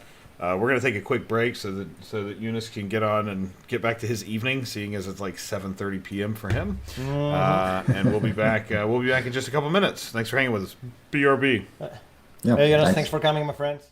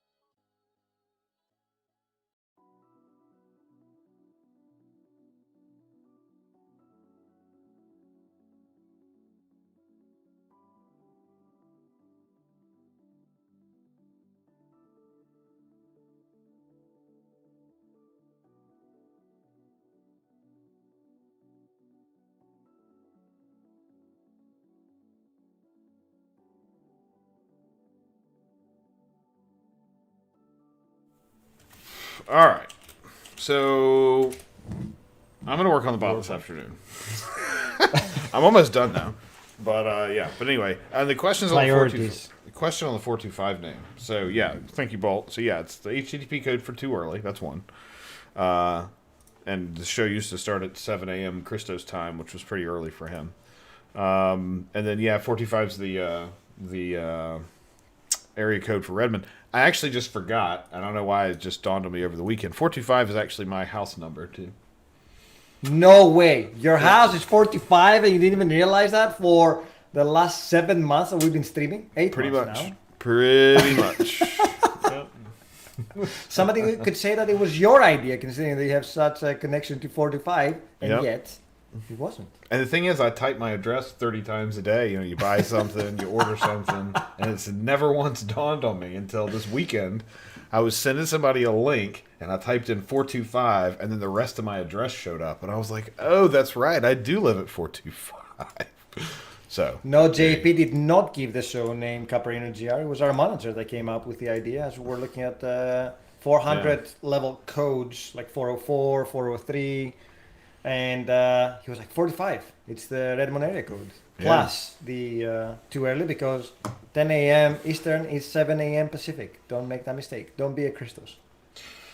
Yeah, we originally were going to call it like, let's see, we had Identity Crisis, JRR Token. I mean, we had some what I thought was some really good ones. Fantastic names. But he came in and said, he's like, no. Like, it needs to be more abstract. And here we are. Way too abstract now. We have to explain it. And then we talked to the people that help us build the graphics, and they're like, "Oh, what does 425 mean?" And we're like, they're like, "We love ones that are really abstract. Like, we love when there's a story behind it." And we're like, oh, "Okay, cool. Well, you guys are the super artsy ones. We're just the we're the code monkeys. We're just we don't know anything about that. We're just a couple of yucks." So anyway. My browser's totally locked up, by the way. So I hope that the stream is still cranking. So it's still cranking. It's okay, good. Going well. So far, so good, at least. Okay, so we've done Blazor server side and Blazor client side quite a few times floating around here. And early on, the story wasn't great. It was, you had to ask for all the scopes up front, and there was some weirdness where once you sort of went from the HTTP side to, okay, we've upgraded these WebSockets with Blazor Server, you end up in a position where you can't ask for consent. So incremental consent, dynamic consent, that sort of stuff. All of that was broken, wasn't working. Because you can't, WebSocket connection, there's no HTTP request response to go back and look at because it's a socket at that point. So there's not a good way, or at least not an easy pipelined way to say, hey, go redirect the user over to go do some stuff, right? Which meant if you were doing Blazor server side, or even, I guess, Blazor client side, but not to the same degree, when you're doing Blazor client side or server side, you get in this weird position where you were writing identical code to what you would write in, say, an MVC app, but then nothing would work. You could erase your pages server side without Blazor, and nothing would work the way you expected it to. Blazor! Yeah, I mean, there's so many days where it was like, okay, this is what you do for all of .NET, and then this is what you do with Blazor. And it drove me absolutely crazy. And we don't have we don't have the full story of, well, yeah, it's just identical anymore, but we are closer. So, very close. And then we had a viewer call us and reach out to us and tell us he was having some trouble with stuff. So we said, sure, we'll be happy to help. And and we ran into an interesting issue, and we learned some new stuff, but we also ran into an interesting issue. So so this app that's in front of us, this is just a straight up Blazor server side app that uses Azure AD. So did you do file new project like .NET CLI new Blazor server and that's auth Azure AD or single tenant to get it also, and we're using B2C. Are we using B2C for this one? If I remember correctly, I think we're using B2C, right? Oh, sound's gone. Am I out of the stream or is JP out of the stream? Can you guys hear us? Did JP just disappear or is it me?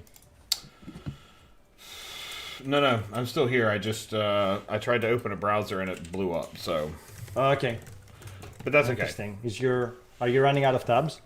No, it's fine now because the whole browser restarted. So yeah. I think it was OBS Ninja not feeding back to me. Anyway.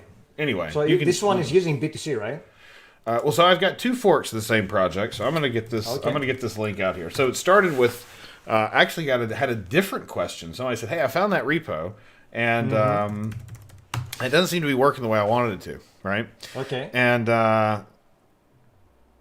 the reason was I had some really old code in there, right? So here's the link to the repo: MSID dev, Blazor server, Blazor AAD graph, something like that. So on so I got a graph branch or a normal branch, right? That's our main branch, and this one just calls multiple. This one just calls multiple APIs. So the key here, you'll notice, and it calls 2 APIs. So the key is we request all of these, or we put all these in up front, right? So we've got these 3 here. And by using these 3, we're going to say, hey, we want these 2 graph permissions of user and mail.read, but we also want user impersonation so we can go look at Azure stuff. So this is the scope you need to call the Azure API. And since graph and the Azure API are 2 separate things, then normally this would be an incremental consent kind of a situation. So I've asked for these, and then when I actually need them in my app, which we're gonna go look at. When I need them, we're gonna have to get another token. Right, because I can't get more than one. I can't get an access token for 2 different resources in the same request. Yes. Right. So I can't come in and say, give me a token for the graph and give me a token for Azure AD. Or sorry, for the Azure REST API. Yeah. We have to have 2 different requests, and so normally the way that works is you ask for it when you need it, and so asking for it when you need it, then you're good to go. But do you need to pass all the scopes in the enable token acquisition to call downstream? So if I had like 4 different access tokens that I need to acquire, do you need to pass all the scopes here? You do. So that was the interesting thing I found about the Blazor side, was that you do actually need these. And this is kind of what drives a consent screen. So this is what's going to drive a consent experience, which is where you get popped up and it says, hey, do you want to allow this app to do this stuff? And so what we're essentially doing is we're going to ask for all these scopes up front from the user. We're just asking for them to consent. We're not actually asking for a token for these just yet, right? Yes. So that's very different to normal ASP.NET Core apps with Microsoft Identity.web, because we're still using Microsoft Identity.web here. But with Blazor, you need to be explicit and do it up front when you set up your authentication. Oh, I even put a comment. Take a note. Take a note. I even had a comment. Take a note because I completely forgot, which was be sure to request all required permissions up front. It's fine. So, it's fine. So this is pretty normal. And the Cosmos cache, you don't even have to worry about the Cosmos cache. Like, that's one of the changes. We were using it for something else. We're not using it right now, so it's there. It's configured, but whatever. So we've got HTTP client, which we need for making API calls. We've got add authentication. This is all identity.web stuff, Microsoft Identity Web stuff.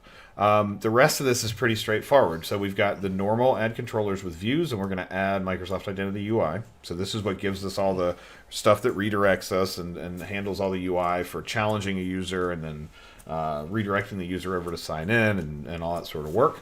We're going to use Razor Pages, of course, because it's a Blazor app. And the one extra thing we have to add now is on server-side Blazor, we've got a new extension method called Add Microsoft Identity Consent Handler. Very important. Yep. Again, take a note, friends. I'll even take a note here. This is important. What was it? Important in French. Sorry?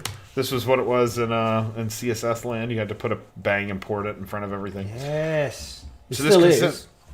So the consent handler comes along with identity.web. So it's not something you have to go and write, but you need to make sure it's added to the services collection. And this is what's going to do that, right? And then we're still using the weather forecast service because whatever. Obviously, what else is there? Yeah, it's part of the template. So we got to make that change. So this is probably the biggest change, combined with the fact that we're going to have we're going to request all of our scopes in here up front. So let's go look at how we use them. So I'm going to go to my fetch data page. This is fetchdata.razor. And fetchdata.razor, we're going to take two of these things that identity.web gives us, and we're going to inject them. So the first one is token acquisition, which if you're used to MVC, This is the same as the iToken acquisition that you inject into the constructor of your controllers. We're just injecting it into a Razor page here. And then we're also going to inject the descriptively named Microsoft Identity Consent and Conditional Access Handler.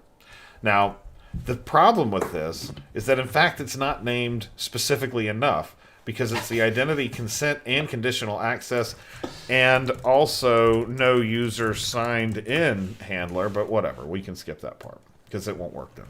I'm going to put in a PR to make it even more verbose. I'm going to see if I can actually, under 300% zoom, make just the name of the class go off the page. So anyway, so we've got our consent handler, and this is a really important part. Again, this is probably the other most important part of the whole thing. So we've... I mean, the fact that it's Microsoft.identity.web, you think we could at least just get down to, consent and conditional access handler, but whatever. I don't make the rules. I just tell everybody else the rules. So, so this is our fetch data Razor page. So this is in a normal Razor template, you're going to have this fetch data page, and it's going to go to show you a weather forecast. So I've made a few changes. Namely, we're going to have a user display name here, and then I'm going to show you the user's mail. All right, so we're going to get the mail from the graph, and so for each mail message and messages, which we'll go look at here, and then I'm also going to show the Azure tenants, because why not? We want to show both of these APIs working, so let's make both of these APIs work. So for each one of the tenants, we're going to show the display name, right? So this is just the markup, nothing too exciting here. Let's get this out of the way. Sounds like my kid, at least one of my kids, has just arrived at the house, so I hope they don't come crashing through the ceiling. Anyway. So we've added a couple new variables here. We've got mail messages, tenants, user display name. These are all the things we want to show, and they're just arrays. Array of messages, array of tenant. And we have an HTTP client that we're going to use to go actually make the calls, right? Zoom in a tad.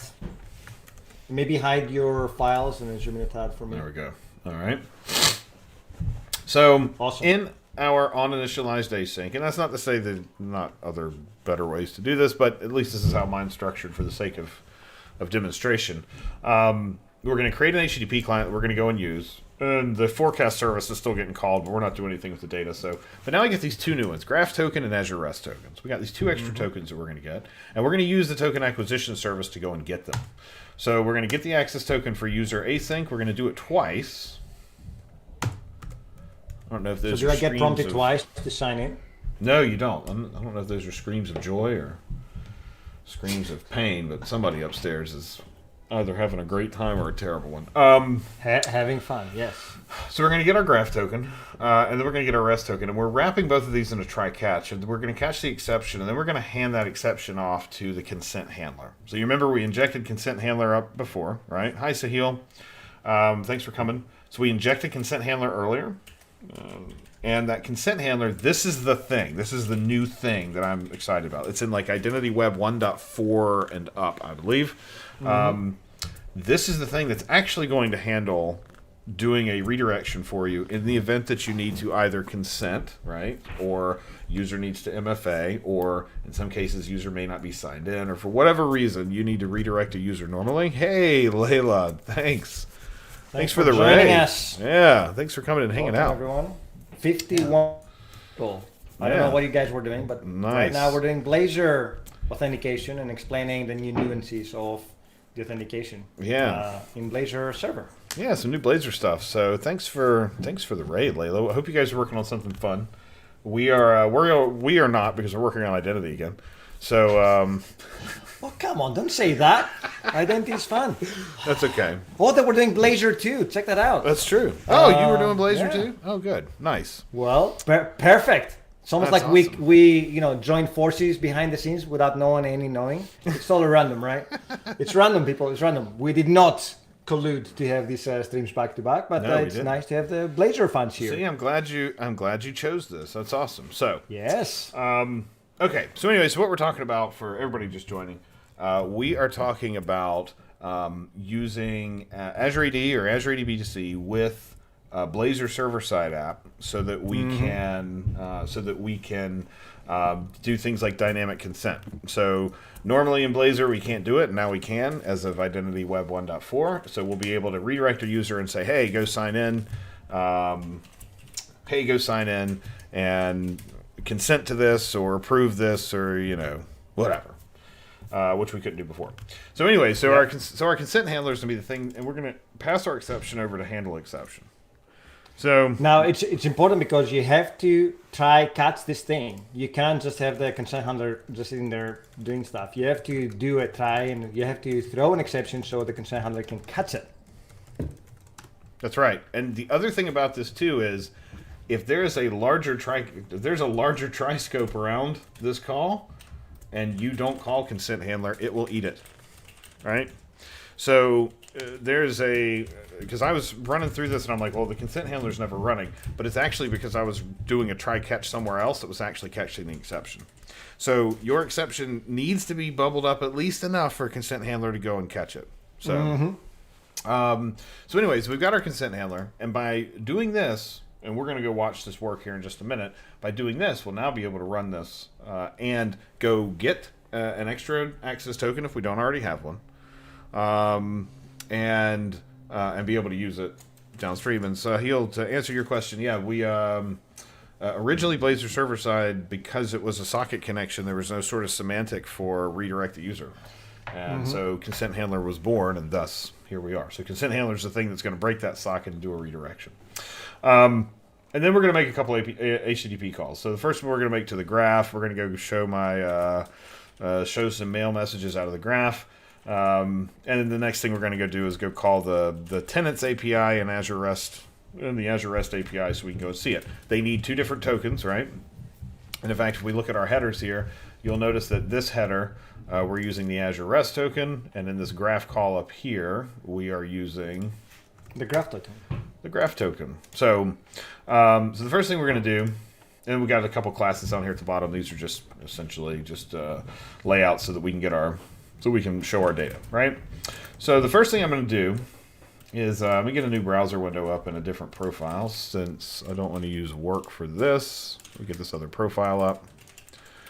And in our other profile, the first thing I'm going to do is go unconsent to these apps, so that we can see consent happening.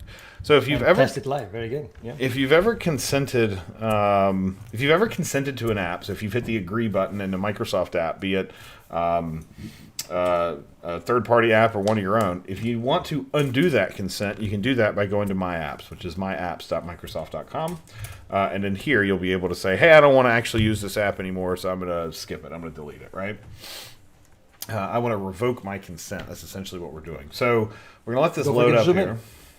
Yeah, so we'll let this load up. So I'm signed in. And let's see, what is this one called? Blazor server-side AAD. So let's get rid of these. Look at you and your descriptive name. I love it. I know, doesn't happen that much. So it's got permissions that I've already consented to, and you can go do this yourself. So if you want to go look at the apps that you've consented to, you can do this yourself, and you can revoke them. So it says I've consented to 5 graph permissions: sign me in, maintain access, read my profile, read my mail. But I've also consented to Azure Service Management. Funny enough, Azure used to be called Windows Azure, and the API used to be called Service Management, ASM, right? We kept that name? Yeah, it's still called Azure Service Management API. Don't let that confuse you, though. This is blast from the past. This is the REST API, right? So I'm going to revoke these, which is going to take a minute, but I'm going to revoke them. So now I won't have permission to this app anymore. Well, more appropriately, the app won't have permission to anything of my stuff anymore, right? Like, that's the key. So I don't have anything there. There's a second one that showed up. Let me make sure that they're all gone. I don't know what the second one is. To be quite honest, it may just be something else named similarly, but we're going to revoke those permissions too. This is scarily similar. Yep, because I don't remember which one it was, but we're gonna yank these two out. One of them's probably in a different tenant. So we've done our revocation. Let me see. If I search for Blazor again, let's just make sure all of our revocations have happened. It usually takes a minute for it to do it, so whatever. It's going to take a minute. But that's cool. I'll give it a minute to make sure everything's gone. Maybe it'll error and say, no, it says several minutes, which is a bit... several minutes is one of those... Is there a way to do it?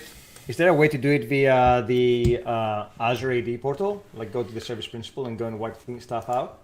Yeah, so admins can also go and revoke consent, and we'll go look at what that looks like while I'm waiting, just for the sake Cool. Just for the sake of delay. You don't have to do it via the My Apps. You can brute force it via the portal. Can you brute force the right? So if you want to do this, if you as an end user want to revoke an app, you go to My Apps. If you as an administrator find that people are using an app that's maybe, say, malicious or that you don't like, or you just want to be, what was the BOFH on the register, right? The operator from hell. If you just don't want to be pleasant to your users and don't want them to enjoy coming to work anymore, you can also come and do this revocation yourself. So if we go into the app registration, because this is an app that's in my tenant, so it's not like revoke office permissions. It's not a third party, but if we go to API permissions, these are the permissions that we have, and you'll notice that admin consent has not been set for any of these. Now it's also not required, but admin consent has not been granted here, right? If I were to remove some of these permissions, for example, but a user had already consented to them, I would see them under here, right? So as an administrator, you will still see, permissions that people have consented to, right? So this is the enterprise apps sort of view of my app, which is typically what an administrator would see, not so much a developer. And you see admins have not consented to anything. User consent, however, one total user has consented to these. So these haven't been revoked just yet. They're I wonder who that is. I don't know who that user could be. It's my other user. So, but if I didn't want these here, we could also go and revoke them, or we could grant admin permission, right? So if we had some admins, if an admin came in and said, "Hey, I don't want to do this," or I don't want my users calling and asking me to do this, an admin could come in and do consent themselves. But users, we can also see who has done consent, just to get an idea of who's using what apps and why they're using it and whatever, right?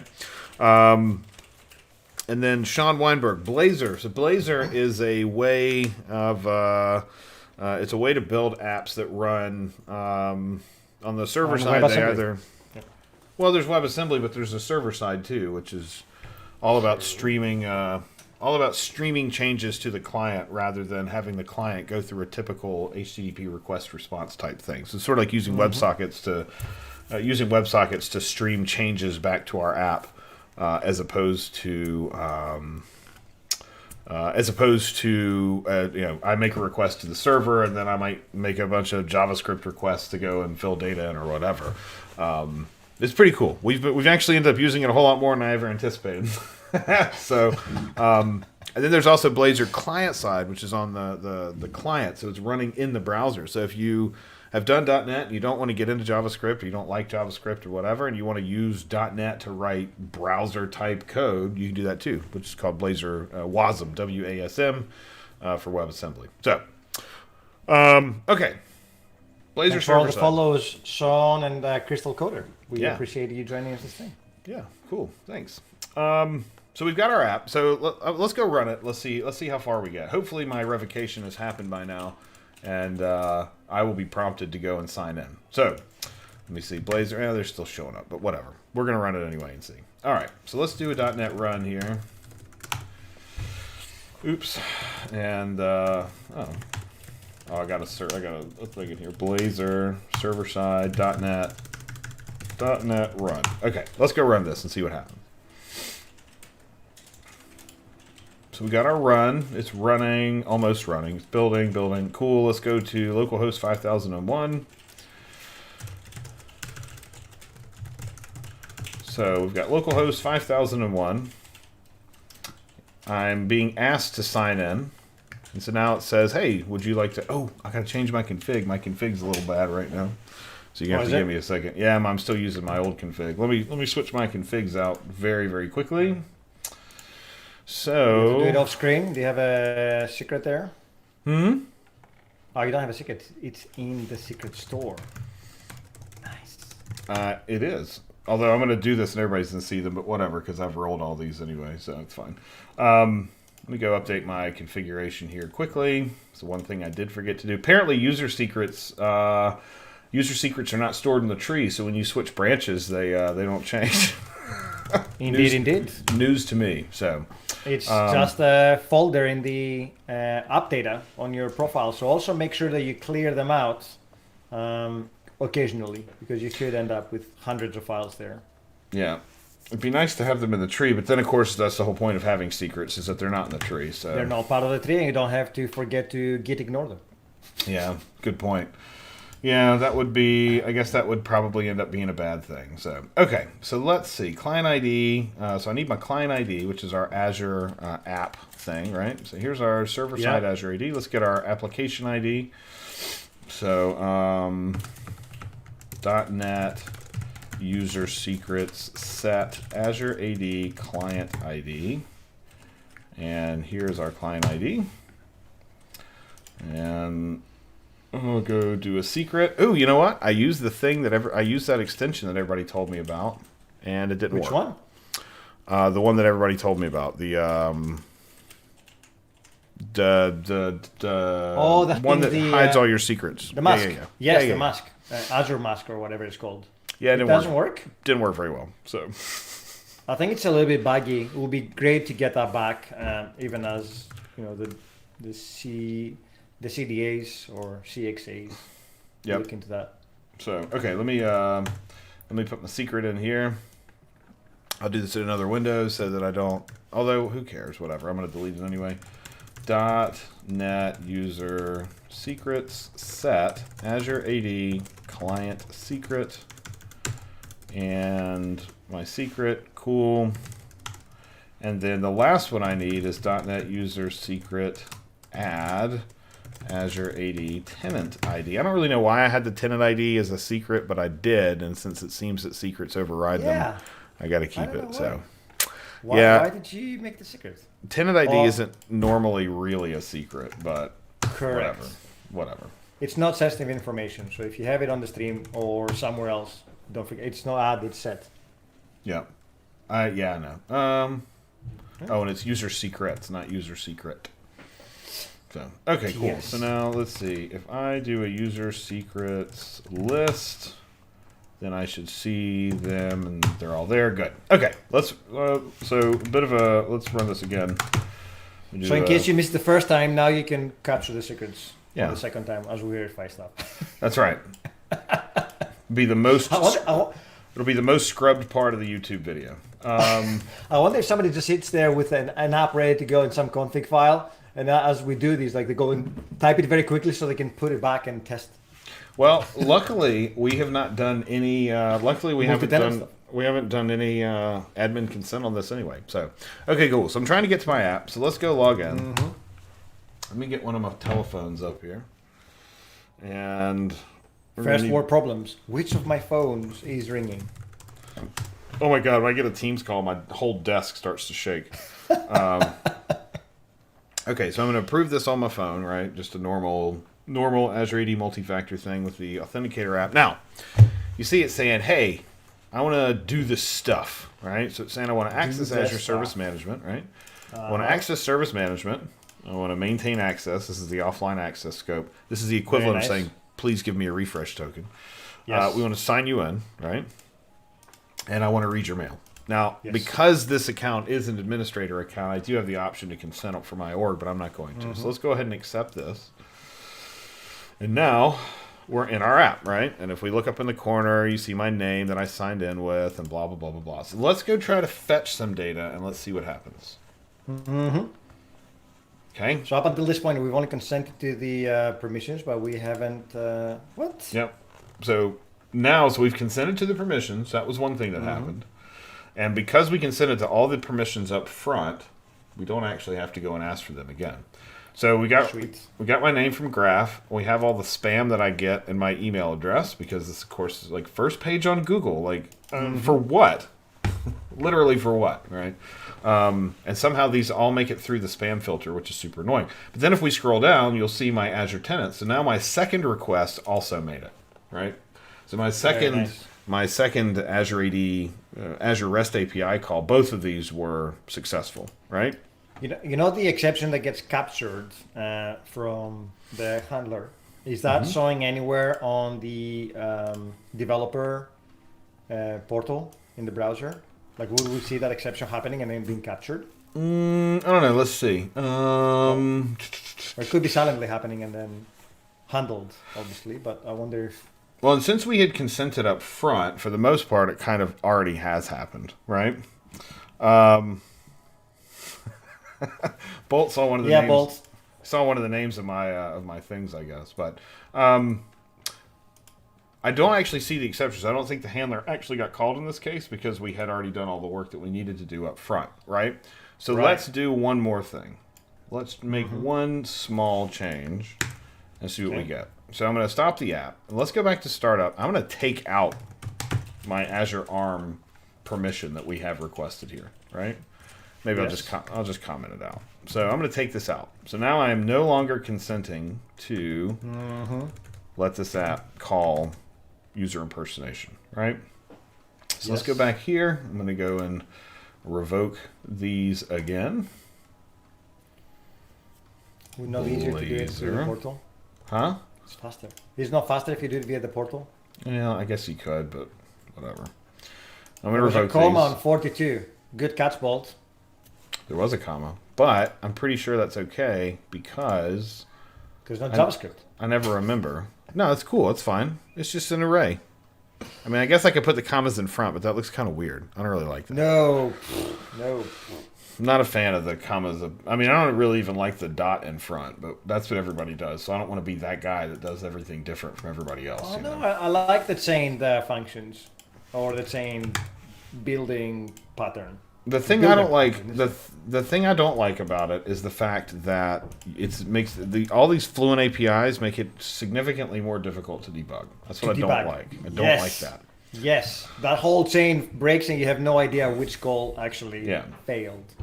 Okay, so all right. So anyway, so we've gotten rid of our user impersonation in our startup scope, right? So we're not asking for this initially, right? Let's go back to our app. And we're going to take it out of this list too. I'm just going to delete it from here. We're going to remove the permission. So this isn't even one that's here, right? Whoa. So this will be the ultimate test of if incremental consent is actually working the way that we want it to, right? The way we want it to. I haven't done any admin consent. We've got 2, mail and user. There's no Azure permission requested here, right? Just to make sure, let's go over to enterprise apps. And there are no admin consented ones. User consent, still 1 total user, and that user is not me. It's a different user in my directory. So, good. So we're all good here. You'll notice there's also no Azure REST API listed here, right?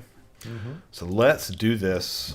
Let's do the time warp again. So we're going to go to, I got to run the app. That would be helpful. .NET run. We're going to run the app. I don't know why it's not working. And now I've got to sign in. So I'm going to go ahead and sign in. John@jpd.ms. Next. Get signed in here. And I'm doing this in private just so that we don't have to worry about any caches hanging over. So I'm going to do this on my phone. Approve. Yeah, that's fine. Now, if we look at our consent screen now, we want to maintain access to data, sign you in to read your profile, and read your mail. If you remember the one that we just did a minute ago, that did not have, or that did have access Azure, the Azure REST API, right? Yep. So I haven't been asked to consent to that. So to Azure AD has no idea that I have anything to do with the REST API right now, right? So we're going to accept this. Cool, accepted, right? So now we're here. So we're signed in. Oops. So we're signed in. Still got my name up here in the corner. All that looks good. Now when we go to fetch data, in theory... we should be prompted. In theory, we're going to try to get that token for the Azure REST API. It's going to fail, and the exception handler is going to do the hard work of going and actually asking me to consent to that. So let's try that. Okay. Oh, so it failed. Now I've been redirected. I didn't do anything. I just tried to do the thing. So now it's failed, and it looks like it's continuing to fail, and I'm not entirely sure why. It's failing because the scopes are incorrect. So maybe I don't have the correct scope in my code. So let's go look. So, the one that you asked later? Okay. Yeah, so you'll notice too, if we look in the logs, it ends up doing quite a bit, but we do see a few errors here. So we tried to go here to go get a token, and then msal failed. So msal, which is our token library, said, hey, the request retry failed. it's an invalid grant, right? So it's saying MSAL UI required, invalid grant. So is there an access token in the cache that's usable? No, there's not. Is Azure AD down? No, it's not. That's good. Glad that's usually false. But we're getting all these errors trying to go get that token to go make that REST call, right? Yeah, it says invalid grant, so... Yep. So we made our call to graph, our me call and our mail call. Those were successful, right? But we're trying to make our call to the tenants API, and that's where we're getting our 401. That's where that unauthorized is coming from, right? So let me check our code, and let's see if we are, because I noticed in the URL we weren't actually requesting the Azure AD scope. So let's go to our fetch data and make sure we are actually requesting the correct scope.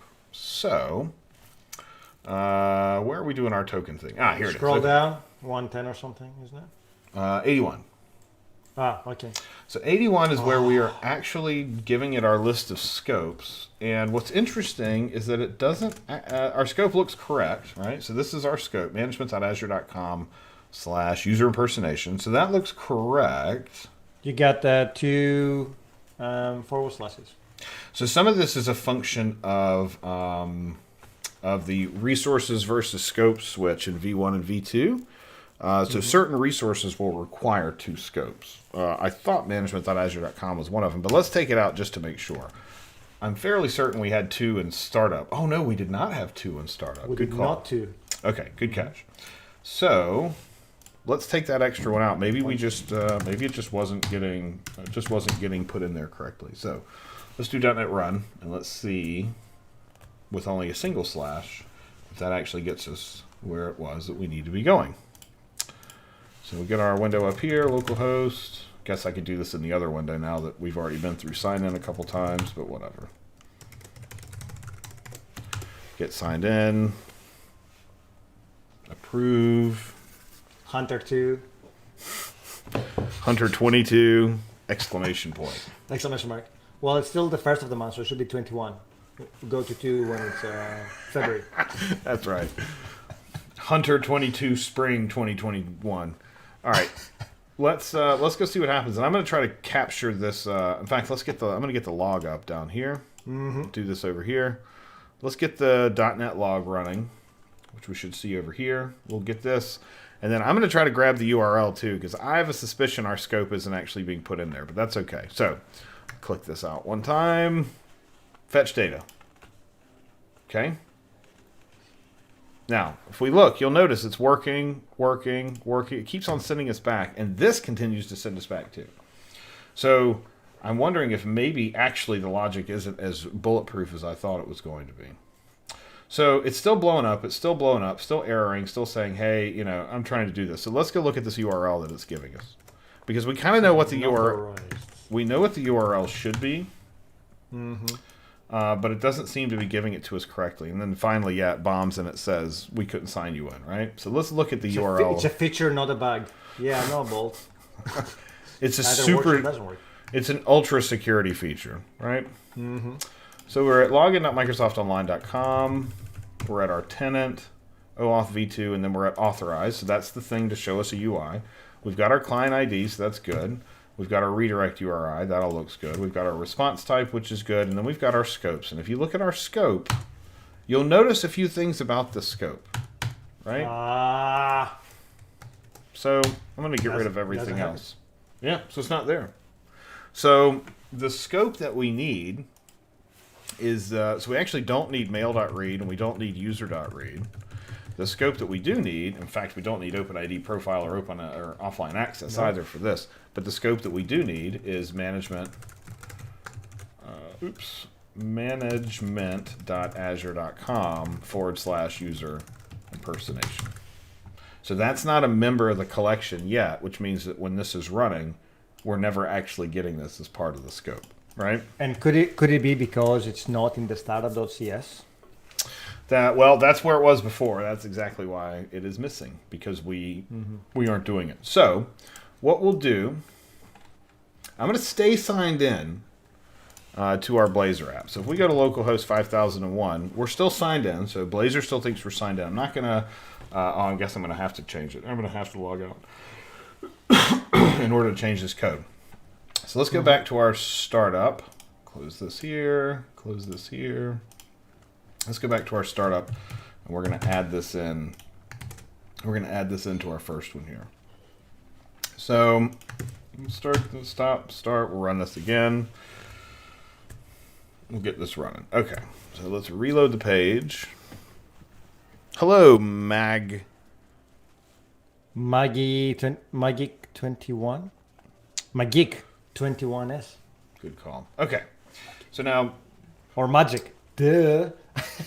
So we've added this in. Oh, yeah, Magic. Yeah, of course. This is what happens when two old white guys get on the internet. We have no idea what people are doing anymore. Okay, so we're back in our app, and we've added our scope back to our initial token acquisition to call downstream API. And now when we try to fetch the data, I'm still getting my sign-in failure, which I really shouldn't be getting. So much for my demo today, I guess. Let me check the URL. So it's actually in there now, but unfortunately, it's still even though this is listed now.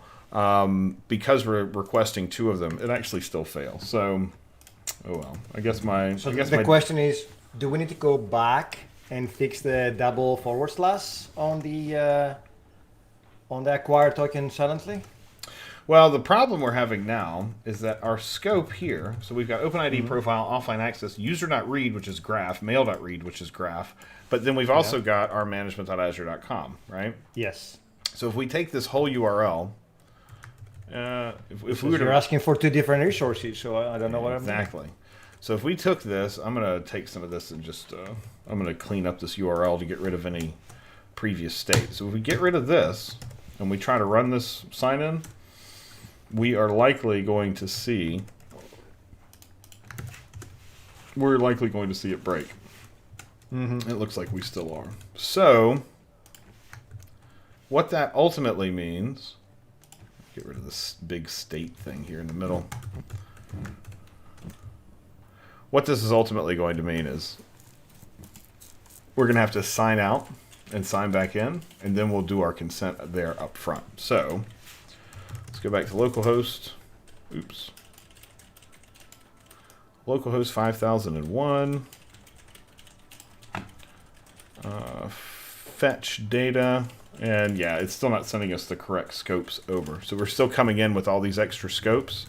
And that is something that apparently we have misconfigured so badly that I can't seem to get us out of it. Let me take these other scopes out. I'm going to take these other scopes out just for the sake of argument. But Yep.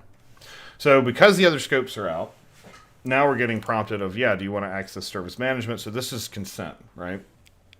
So because we've got this consent, now when we accept this consent, in theory, that's going to come back and be part of the cache. But because we've been fiddling with everything, oh no, there we are. So there we are. So now we've got our Azure tenants. And now because we've done that consent, it's gotten there. So that's the one thing that we have to go and fix, is we got to figure out why, when we don't include this one here, why the scope list isn't, why the scope list does not change based on when you pass it in the token that's requested. Yep. So anyway, so that was probably not the best possible way to explain what this new consent handler does, but whatever, we've got it. So anyway, there's one other thing to look at while we're here, which is B2C. Yes. So all of this is doable, and switch to B2C. Switch to B2C. So all this is still the same in B2C, though of course in B2C we're not going to be using Graph, and we're not going to be using the Azure service, right? So let's take the incoming change. There we go. Oh no, I don't want that. I want the current change. Current. Okay. So I need it up here too. Current. Okay. So in B2C, of course, we don't have access to Graph, and we don't have access to Azure REST API, because B2C doesn't. Most of the Graph and Azure don't know anything about B2C in terms of being able to secure them. So I'm using my own scope, right?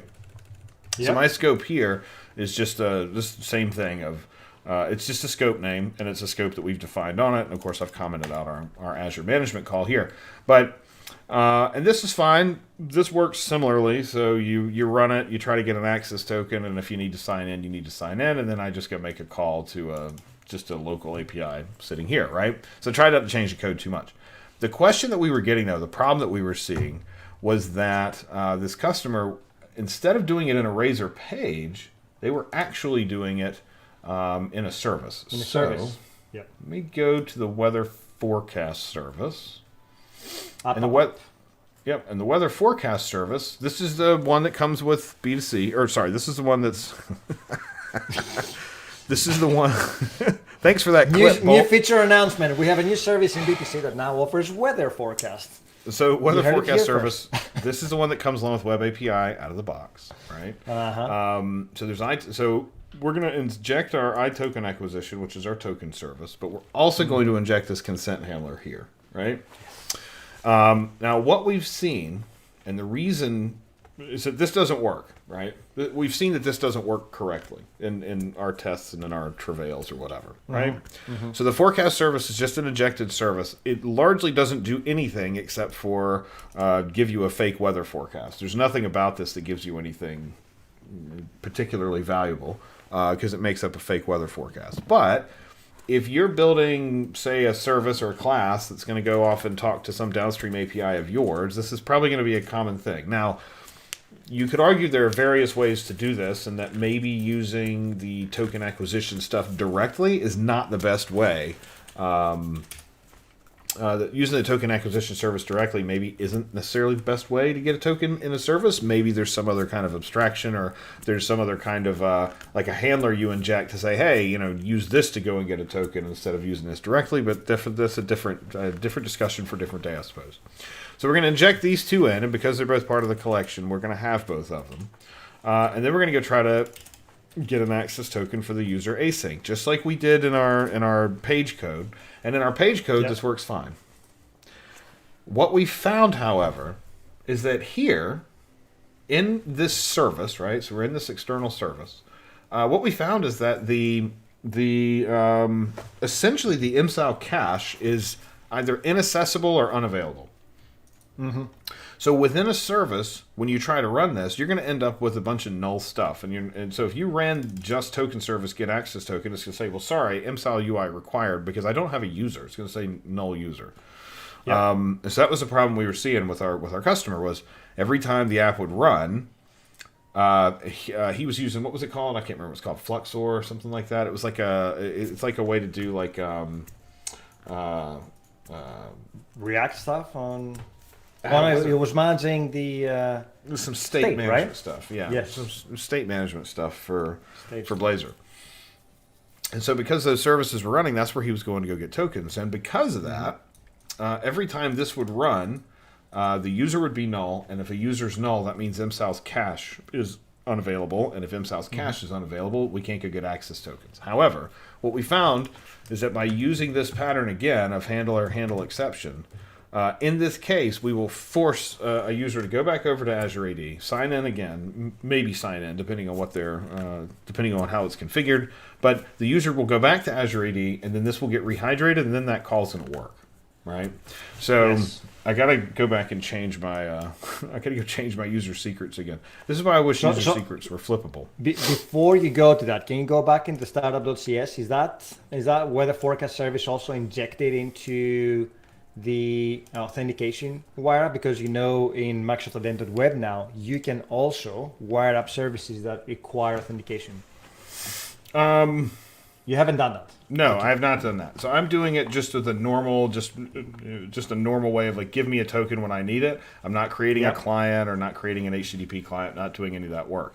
The only thing I'm doing is including that scope in the list of scopes I need for sign-in. Everything else in here is the same, with the exception that you'll notice that the weather forecast service is now scoped instead of singleton. And that's important because when we do it singleton, the token acquisition service is scoped. And so the token acquisition service, we need to inject that. And we can't inject a scoped service into a singleton because then we're essentially making our scope service singleton, which doesn't work. So Chicken Man has a good question. So is the user going to be redirected to Azure AD every time they need to instantiate the service or get the token? So I don't know yet. We can go and look and find out, but I don't actually know if that's 100% what's happening or not.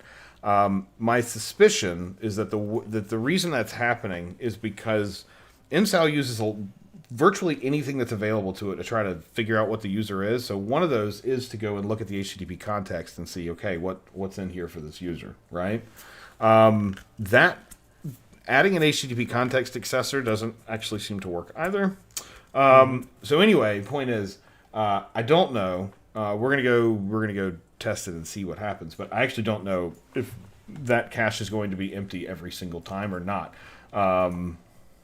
Which would require a bounce back over to Azure AD. I don't think so, but we're gonna run it and see. I just got to go grab a secret. So, let me go get one of these here. Portal, Azure B2C,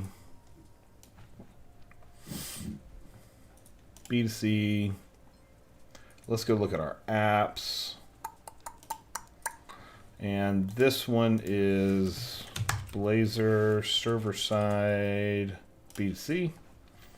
So here's our app ID. .NET user secrets set Azure AD Azure AD client ID. I'm gonna go get a secret, which we'll do again because why not, right? I'll just go delete it anyway. Somebody's gonna clip it, but whatever. Delete me. Well, wait until you see what our friend Bold has clicked for us. Don't check it now. Oh, but you and I trying to figure out how to say the word magic, just because it was spelled slightly different than our old brains were expecting. That's always gonna leave there out on the internet. We're never gonna leave that down. Well, we can by doing a bigger failure on other things. So well, that's okay. I mean, plenty of failures. Yeah. If there's anything we're good at. Okay, so we've got our tenant ID. We switched directories essentially from Azure AD over to the other. Let's go look at our app settings. So we've got our one scope that we need. We've got our policies because this is B2C, so we got to have our policy stuff. But that's about it. And we're using our secret store, which we're clearly not using the secret store correctly since I'm adding secrets without on the same screen. But whatever, different store, right? So all of this is still the same. We've got our scopes. We're going to request those up front. If we go look at our weather forecast, that's weather forecast object. If we go look at our weather forecast service, our weather forecast service has a token acquisition in here for our single scope, which is our API that we're going to call on our own, right? And then all I'm doing is, because I was super lazy, I just added an access token property here to the 5 weather forecasts that are going to be coming back. If we go look at our Razor page, we're going to write that up front. So I've got, I'm setting it to access token. We're going to see our access token on the screen right here. It's called forecast token. That'll be the token that comes in from the forecast service. So let's run this and hope that my config is correct. I didn't forget to copy a user secret or zig when I should have zagged, you know. Okay, so we're going to run this. I'm just going to get this browser window up here. Let's go to localhost. Oops. Localhost 5001. So I'm going to get logged out since I've probably got some old stuff lingering around here. Cool. Okay, so localhost 5001. And I put the wrong secret in. See, I told you I was going to make a mistake. It's fine. So I put my client secret in as my client ID. And then I need to reset my client ID. I know. You'd think I had done this before. Okay. We back up and running. We are good. Localhost 5001. Cool. So now it's asking me to sign in. So I got to go sign in with an account. Gmail.com. Okay. So we get signed in here. And now we're signed into the app. Now, you don't see my name in the corner because I actually am not including name as one of the things, right? is one of the claims that's coming back. So because I haven't configured any of it, Blazor's just like, well, I want to show your name, but I don't know what it is. But that's cool because we've got some stuff. So I'm going to go to fetch data, and you'll notice that it still says Balmy. This should, mind you, this should change over to the access token that we receive here in just a minute. Fetch data. Uh-oh. See, none of my stuff's working today, man. I don't know what's going on. Let me look back at my code again. Let's see what's going on. I mean, I have an example that works, but you need to set up your config. So we've got my get access token for user async. That all looks good. Consent handler handle exception. Yeah, that all looks good. Weather forecast. Or sorry, we're not even. I'm actually not using that. It should be coming in from the forecasts. Oh, I know why. Because I am using the wrong property here. Oh. Yeah. I should have thought about the fact that somebody might want to look at this today. Just using the wrong property. Okay. So let's do another .NET run here. Reload the page and... Dun, dun, dun. So there it is. So I'm going to log out so we can see what this happens. Let's go to localhost 5001 again. And I'm getting redirected to come over here and sign in. So let's sign in. And this is B2C, so this is just, whatever, random account. So we're here. Now we're going to go fetch data. And now we've got this access token here. So let's go look at this token and see what it is. We'll see what's in it. And if we look, we'll notice that the scope is stuff.read, and that's the scope that we had in our API request. We know this is a token for our B2C thing, and we know it's B2C because we have this TFP here for trust framework profile. So we have our TFP, so we know this is a B2C token. It was issued by our tenant, and it even tells us this was issued by B2C. So we know we're getting the correct token. Now, this is a good question, though, that Chicken Man brought up earlier, which was, is this going to require a reload every time? But now I'm wondering, too, because this is Blazor, what is a scoped request in Blazor? Do we even know? Do we know what scoped means in the context of Blazor? Right? Because typically I do not. Because a scoped service, right? A scoped service in a normal web app is per request. Correct. So what? But since we're not can't really have a singleton because we have the iToken acquisition, which can be a singleton. Right. But so what's the service lifetime of it?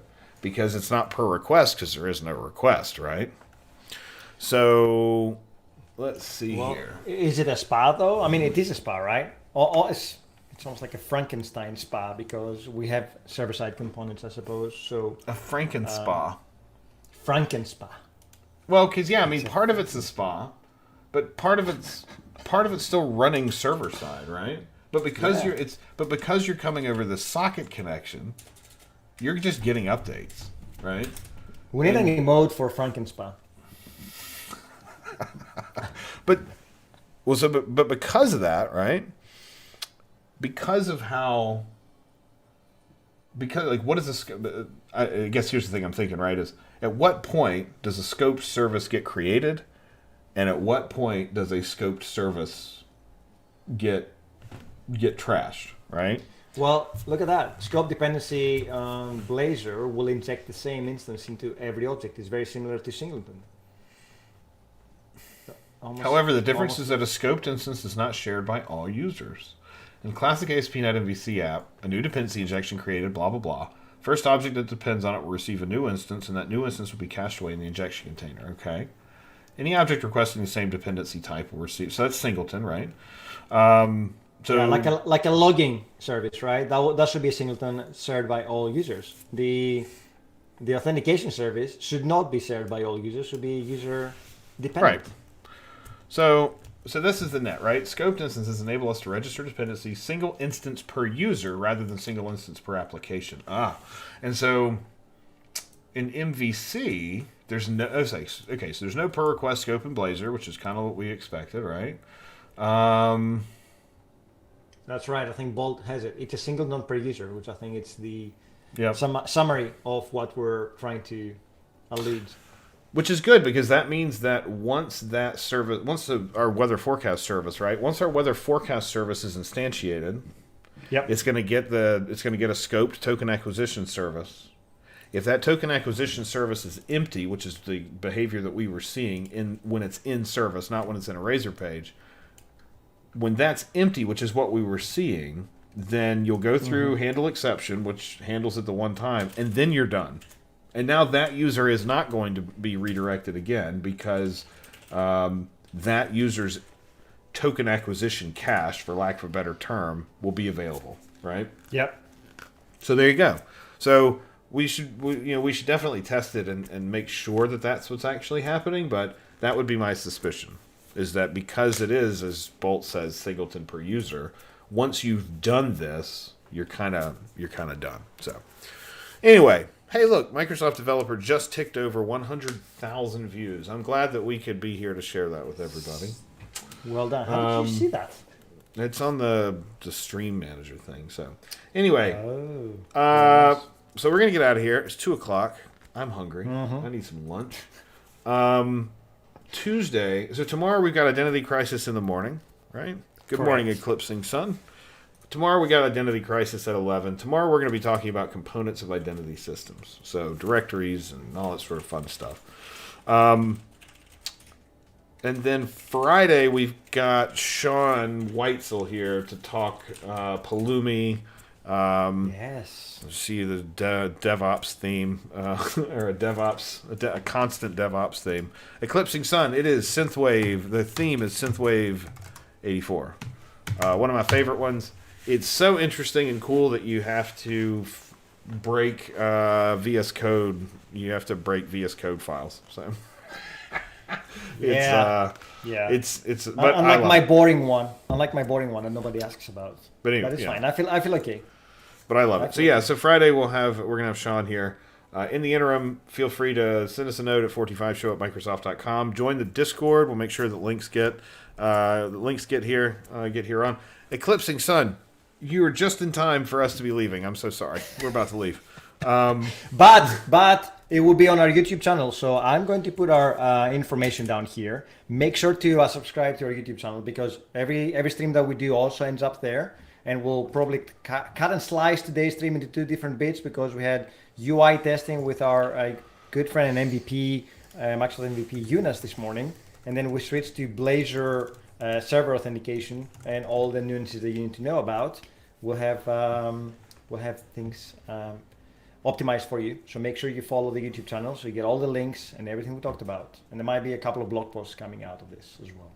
Yeah. So come hang out with us tomorrow morning. We'll be on for an hour, and then we will be back Friday. And join the Discord. Send us an email. And until we see everybody again, ping us on Twitter and let us know how we can help you get on. One last thing too before we go. We always ask for this, but if you're interested in becoming any sort of like a reference customer, or if you're happy to talk to other customers who are interested in work that you've done with Microsoft Identity, be it Azure AD, B2C, Graph, if you're interested in talking to other customers about that and you want us to connect you with some, or you'd be interested in doing that, please send us an email, 45show@microsoft.com, because we're going to be we're absolutely looking for customer-to-customer kind of connections. We want to make those happen. So anyway, until then, we'll see you tomorrow. Have a great afternoon, and stay safe. Care. Bye. Bye.